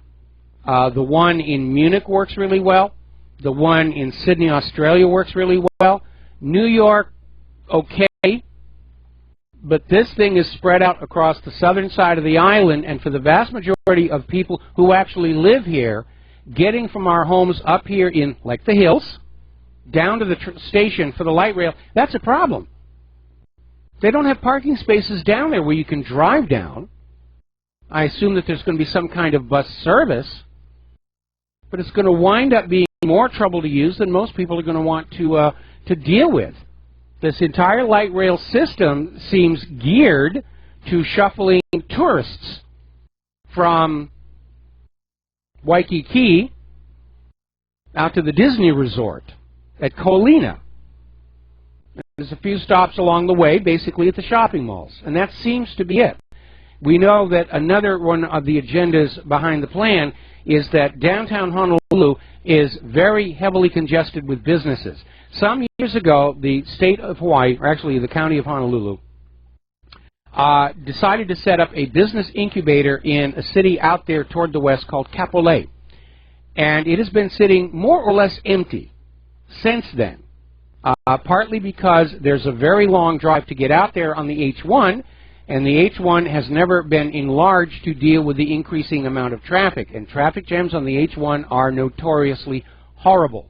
So a big part of the light rail is to try and encourage people who are currently doing business in Honolulu to relocate their businesses out to Kapolei. I don't know how well that's going to work, but we'll see. But one thing is very obvious at this point. This government-planned mass transportation system, which was done to be in conformance with this agenda for mass transportation and getting people out of cars, it's a miserable failure at this point. It is an absolute miserable failure. Your tax dollars at work, your government at work.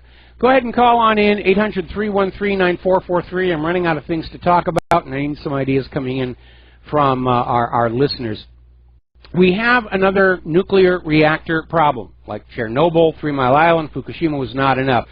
Apparently, over in India, the Kakrapur Atomic Power Station has now had an emergency shutdown. Apparently, a year ago, they had a heavy water leak from the coolant channel in Unit 1.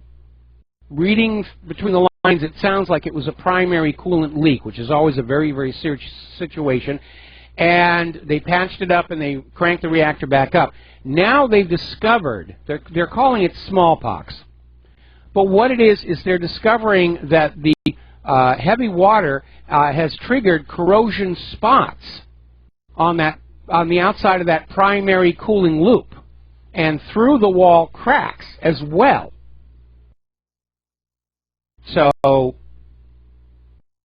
it's a serious, serious situation. I don't think they're going to start that reactor up again. Okay, we actually have a caller on the line. Pat from Vietnam. Aloha. Welcome to the show. What's on your mind? Hello. You're on the air. Hey, Mike. Long-time listener. Really love your show. You've said a couple things. I don't quite think you have your finger exactly on the pulse in regards to Asia. There's actually 3 groups of disputed islands. You have the Senkaku Islands, which is the dispute between China and Japan, and those are in the East China Sea. Yes. And those were given away by the treaties at the end of World War II. But you have the Spratlys and the Paracels, which are the ones that are off the coast of Vietnam and kind of between Vietnam and the Philippines. Now, those islands, if I remember correctly, were specifically left out of the treaty at the end of World War II. Mm-hmm. And the biggest flashpoint in the region there is that those islands are sitting on top of $4 trillion worth of oil and gas at today's prices. Mm-hmm. And China has unilaterally drawn what they call the 9-dash line, which they've claimed the entire area, going all the way to the coasts of Malaysia, the Philippines, Brunei, and Vietnam. And they have basically said, this is ours. We won't allow anyone else in. And they've started militarizing reefs there. Vietnam actually is quite happy with the United States' pivot to Asia policy because they see this as just Chinese aggression, and they would be really happy for the United States to come in and be working with them. In fact, they've already allowed U.S. ships to start making port calls here and have started cooperating with the U.S. military on drills. Okay. I just wanted to call in and kind of give you that little bit of information because it's the Senkaku Islands. You have China making these territorial claims, but there's a significant difference in the geographic location between the claims that they're making against South Korea and Japan and the claims that they're making in the South China Sea. Well, you know, what's really interesting, and I'm going to have to let you go because we're on a commercial break, I remember when Vietnam was being made war over, there were reports of massive oil and gas off the coast, and then it turned out it wasn't really there, and that was another reason why the U.S. just pulled the plug and left that. They discovered it. Mobile discovered it in 1971, but they had to plug the hole and leave, so they never actually got to the point of extracting it. All right. Well, thank you for the update, Pat. We got to let you go and take a break for commercials. And aloha, America. Welcome back to the show. I was looking at the email. Somebody wrote on in and said it took less time for the Egyptians to build the pyramids than for Hawaii to build its light rail system. Well, they probably had a lot more bodies working on that. Anyway, back to the phones. Gaither in Oklahoma. I hope I pronounced that correctly. What's on your mind? Yeah, it's Gaither. It's all right. Gaither. Anyway, Mike, I was calling to tell you about the horror bill. I've got I used to be from Northern California years ago, and all my friends are out here in Oklahoma. Oh, we're going to go to the gold rush. Yes. Out there in California, heck, we're going to get an RV, and we're all going out going, you guys don't realize nothing. I said, first of all, if you did find any gold, you have to go to the assayer's office. They find out exactly, they can tell within a half a mile where you got it from almost nowadays. Yes. And then you have to have permits, you have to have a state licenses, you have to have a claim. You can't just go buy it. You can sell it to a jeweler for maybe half price, you know what I mean? But people don't have a clue about this gold deal at all. It's all run around just picking up off the ground. Yeah, it doesn't work like that anymore. I mean, when the U.S. wanted to lure populations out to California, they just said, yeah, go on out, file a claim, get rich. None of them have, very few actually did. But I think it was shortly after the Depression of the 1930s, California passed a law simply declaring that all of the mineral wealth in the ground by default belong to the government. Now, there are areas designated in California for recreational gold panning where you can legally pan for gold and you can keep what you find there. There's not a lot there because everybody's been panning the area, but I remember when Claire and I were still living in that part of California, following an earthquake, any kind of a significant quake, we'd go up and we'd go gold panning because a lot of new stuff would be shaken down from inside the mountains. And we did a little gold panning, and part of the gold that we came up with is in Claire's wedding ring because I'm a cheap bastard. But Claire's laughing. But there are areas in California where you can pan recreational for the history, and you're not going to get rich on that. But yes, in point of fact, you cannot just walk on any piece of property in California and start mining or panning for gold. You have to have the permission of the property owner, and under California law, any significant amount of gold that you find is subject to capital gains tax. If you started muddying the creeks up there and the main rivers, they'd have SWAT teams helicoptering in and shooting everybody. Yeah, I mean, they'd freak out and put a dredge on a creek without all these permits. Yeah, well, like I said, I'm tell everybody, don't think about running out there and being some gold miner. It ain't going to happen. That's really a stupid idea. No, California's just gone totally nuts, and Claire and I loved it when we lived there, and we're still trying to find some way we can get back to the mainland this year. But California is definitely off the list of places where we're going to settle, you know, unless some giant media corporation offers me a huge amount of money and says, well, you're going to have to come use our studio in Los Angeles. But outside of that fairy tale, no, California is definitely off the list of places we want to go to. All right, well, I'll just let you go. I just want to get a kick out all these people on the web and everybody. California, gold rush, yeah. Where you got $1,000 a week to set an RV in somebody's yard and go there. You know what I mean? It's crazy. Anyway, I'll let you go, Mike. All right, thanks an awful lot. I hadn't actually heard that. I mean, I know that they were talking about how this flooding in Central California, especially the runoff from that Oroville Dam, had exposed some new gold deposits. And I'm sure there's still a lot of gold down there. But yeah, you can't just go onto somebody's property and help yourself.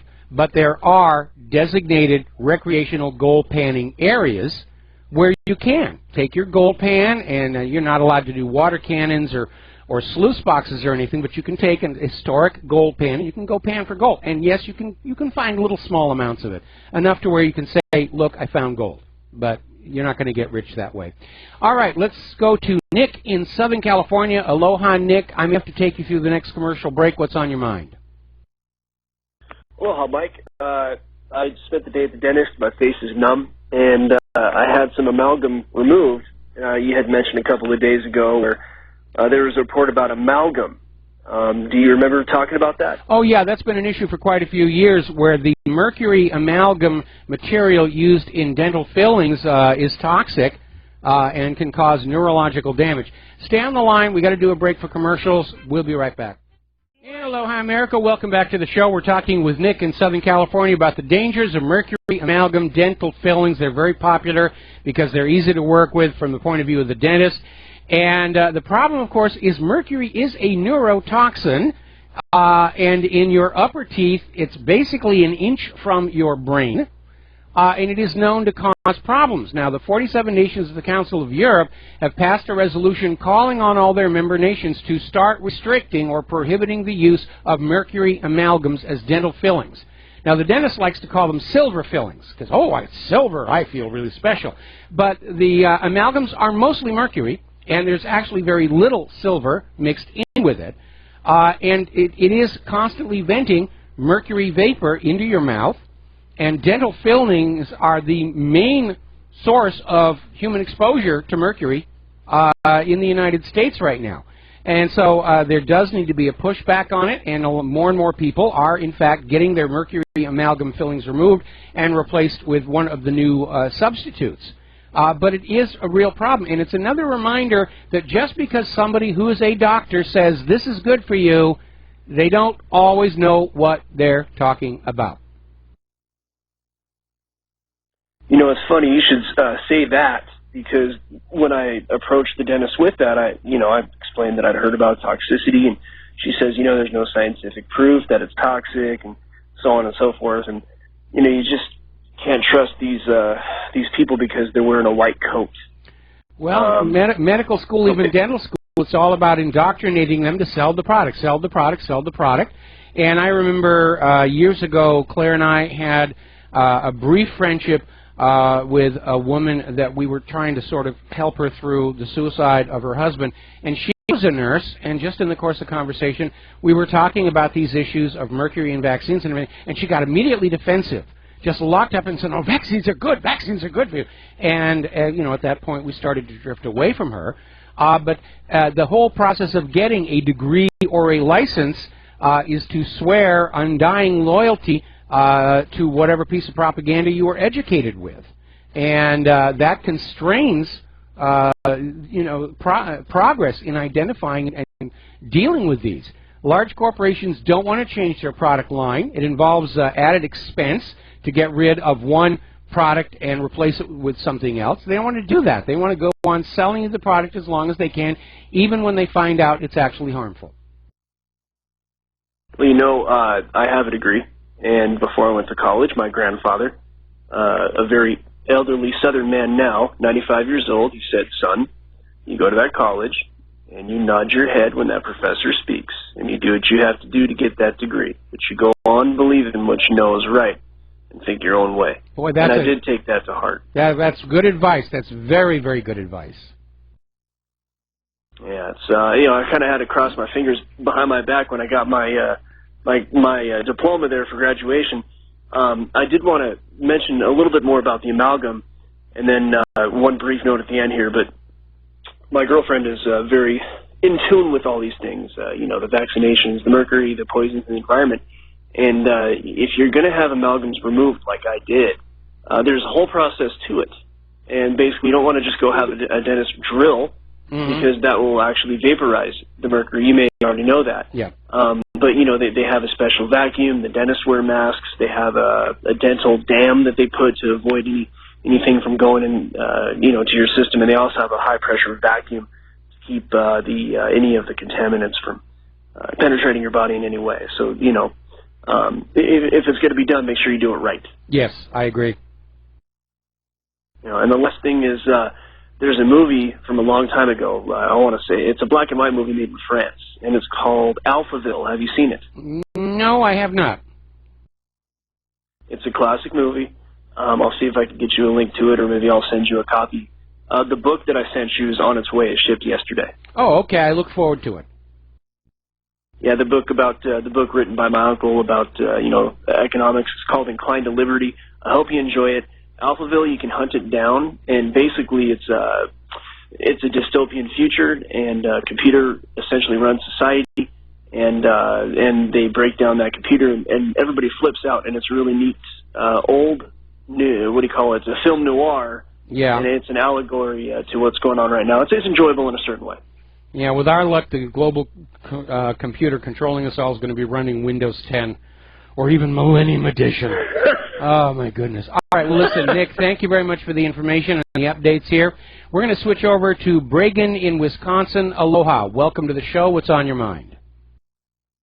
Hello, Mr. Rivero. I have a few questions and a couple of comments on, number one, your sign-off generally. That I appreciate that everyone should really pay attention to is make good choices. Yes. Which I always kind of agree with and is a daily reminder when I'm privileged to actually be listening to your show and not working.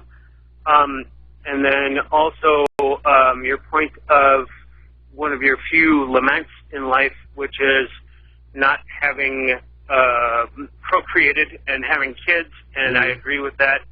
I'm in the same boat, and I would encourage anyone who is of child-rearing age, if one has a trusted confidant in their mate, to procreate if they can, and not be fearful of what they may view as a coming smackdown of liberties and overbearing society. Go forth with that, and don't worry about it. Teach your children well, and probably don't have too many second thoughts, because if you're doing the correct things and you surround yourself with good people, I think that you'll be okay. Those are just two minor points, but I have some questions for you, and another comment is, any of your listeners who, I would like to hear you back on Coast to Coast with George Norrie, because you have insightful and very prescient breakdowns of contemporary issues of the day, and past and future, and that just being one thing you can, we can all text. There's a text, there's a way to contact the show via their producers, via text. If you just look up coasttocoastam.com and look up text, we'd love to have you back on the show. Now to the questions. There is a program out there considering, I think it's a vaccine day of action, I believe it is. There are people via naturalnews.com. I don't mean to, I'm not trying to promote any other website, but there's, it was announced by Revolution for Truth. I don't have the URL on me right now.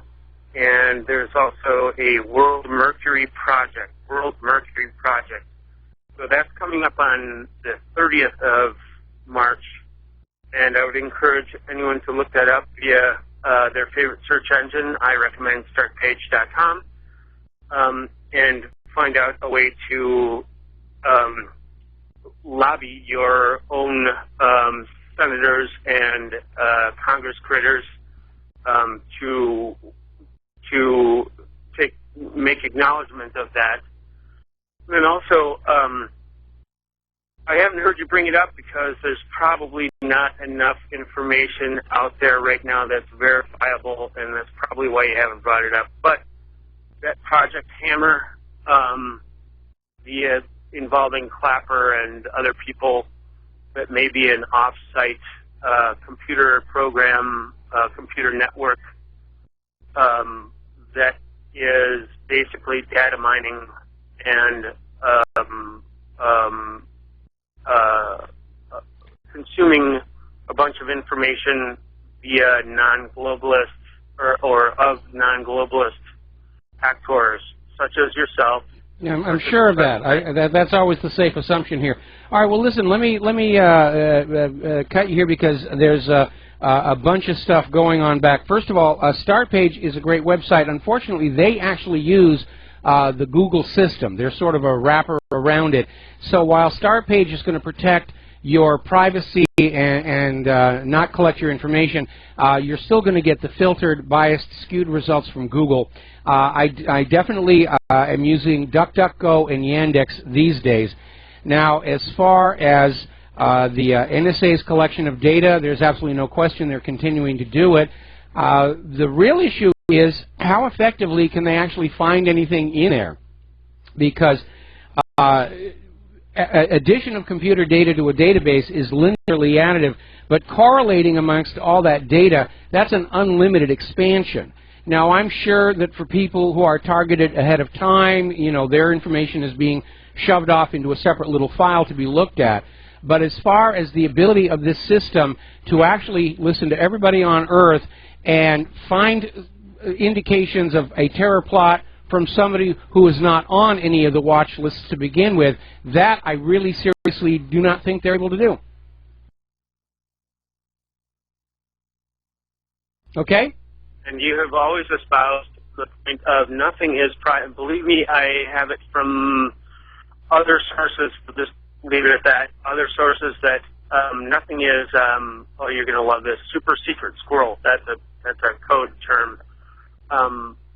When you say that specific term, nothing is sacred, nothing is private unless you are doing pre-conceived end-to-end encryption that you have already set up, such as you have already talked about in the past. The other. Well, let me stop you there. Let me stop you there. I got one more comment, and then we're going to let you go because we got another caller waiting, and I've really given you a lot of time here. The best way to conceal communication is to put it someplace where it's not obvious it's communication, and that gets us back to a practice called steganography, which is concealing a message in the low order bits of, for example, an image or an audio file where the low order bits are going to be perceived as noise, but not necessarily giving it away that there is in fact meaningful data there. And I can't even remember when I did this. I think it was back when I was still living in Southern California, which means it's 20 years ago. I embedded, using a steganographic system, I embedded a quote from Shakespeare in one of the images of the original Rancho Runamukka site, and I challenged the spooks to identify the image and decode the quote. Nobody ever has. The fact of the matter is the real criminals and the real terrorists are going to evade the NSA, the FBI, and the CIA, and there's not a thing they can do about it. All they can do is watch all of us, and that's obviously what they have been doing. And can I ask you one more question, and it regards fracking? Yes. When we consider, okay, I live on a certain particular artesian water system that comes from the Montana, Wyoming, and Dakota's system that flows over time down to Wisconsin and other states. When fracking is being done with this ostensibly benign fracking fluid, no one buys that for a New York minute, but over time I think that private wells will be poisoned, and being that water is the new gold, or ostensibly going to be the new gold of the future, and you have the Bush family buying over 600 hectares of the most primo water near USU Falls in South America, on the border of Argentina, Brazil, and Paraguay. Do you think that there is a secondary objective of making water a scarce resource? Well, we certainly know that the CEO of Nestle thinks water should not be a natural right, but should be commoditized and force you to pay for it. And then somebody will think, well, you have no natural right to oxygen either, so we're going to charge you an air fee every month. I think this rush to turn water into a new, expensive, profitable commodity is going to backfire, because apparently there have been some new developments in the area of desalinization. Apparently this science student came up with an absolutely brilliant approach. Instead of trying to extract the fresh water from salt water, he came on out and said, I'm going to extract the salt. And what's left behind is the water. And he extracted the salt, and some of the water comes with it, but what remains is fresh drinking water. And apparently it's a very simple, inexpensive process. And I think at the point where somebody comes up with a very inexpensive mass desalinization system, there will be ample fresh water from the oceans, and all of this attempt to control and monopolize water for a fast buck is going to fall flat on its face. I mean, the whole idea is right out of the movie Quantum of Solace. Correct. And just in parting, I think that also there's an ability, whether if the air quality is good enough, which in certain regions is questionable, but where I live it's just fine. You can extract plenty of water out of the air. There are different systems which do that, but I think that water being the most plentiful resource besides oxygen on the planet, I think that initiative to control water may fall flat on its face. I agree. You can get water with solar stills.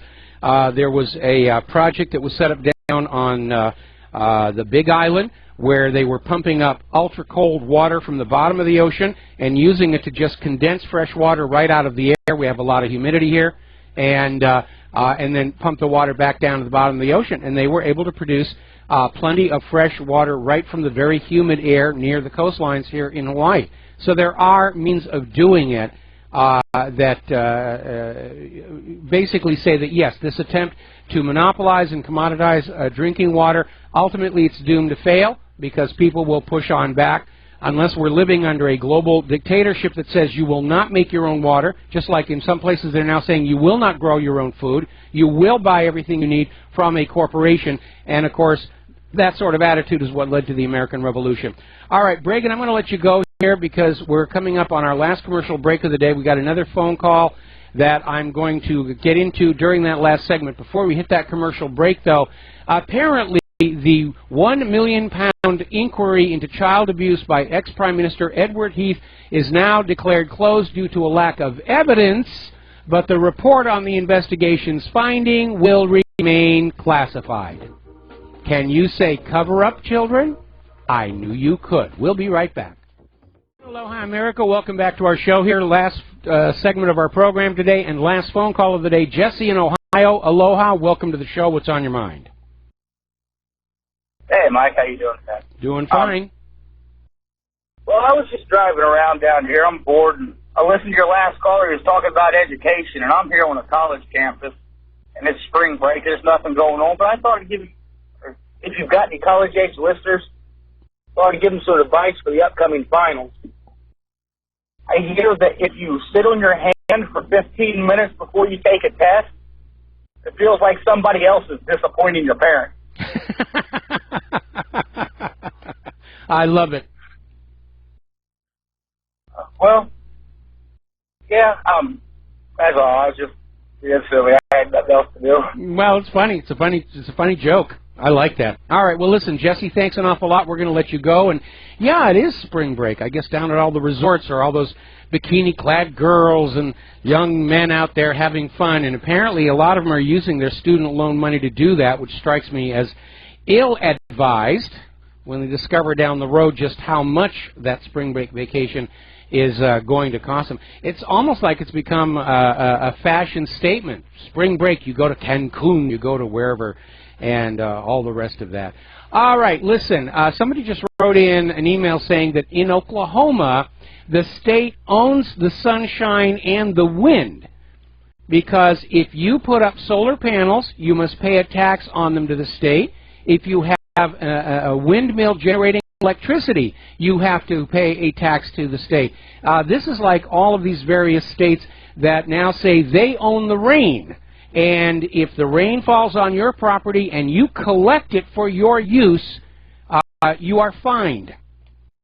And that shows you just how far into tyranny and dictatorship this country has descended when the dictator says the sunlight is mine, the wind is mine, the water is mine, and if you need anything, you will buy it from my favorite corporations, even though we're taking away all your jobs. It really is an unworkable system. They're in a real corner, and nobody wants to acknowledge it because everybody wants to duck the blame for having allowed it to happen in the first place. But it is a bit of a mess. Now, apparently, big alcohol is lobbying against legalization of marijuana because already a quarter of beer drinkers have switched to smoking marijuana. And the beer makers are just screaming that their profits are under threat from all this legalized pot. We must push back. You're not allowed to get buzzed on something you can grow in your backyard. You will buy your buzz from us. That's the mindset. You're not allowed to provide for yourself. You are forced to be dependent on corporations and the government, and dependency is slavery. And you need to remember that. That's the driving force. Keep you dependent, and you are under their control. So, anyway, we're coming up here on the top of the hour and the end of the show. So we will be back tomorrow, Wednesday, here on the Republic Broadcasting Network. Until then, stay informed, stay skeptical, make good choices. Share what you know with everybody that you know. And we'll be back tomorrow. Aloha, America.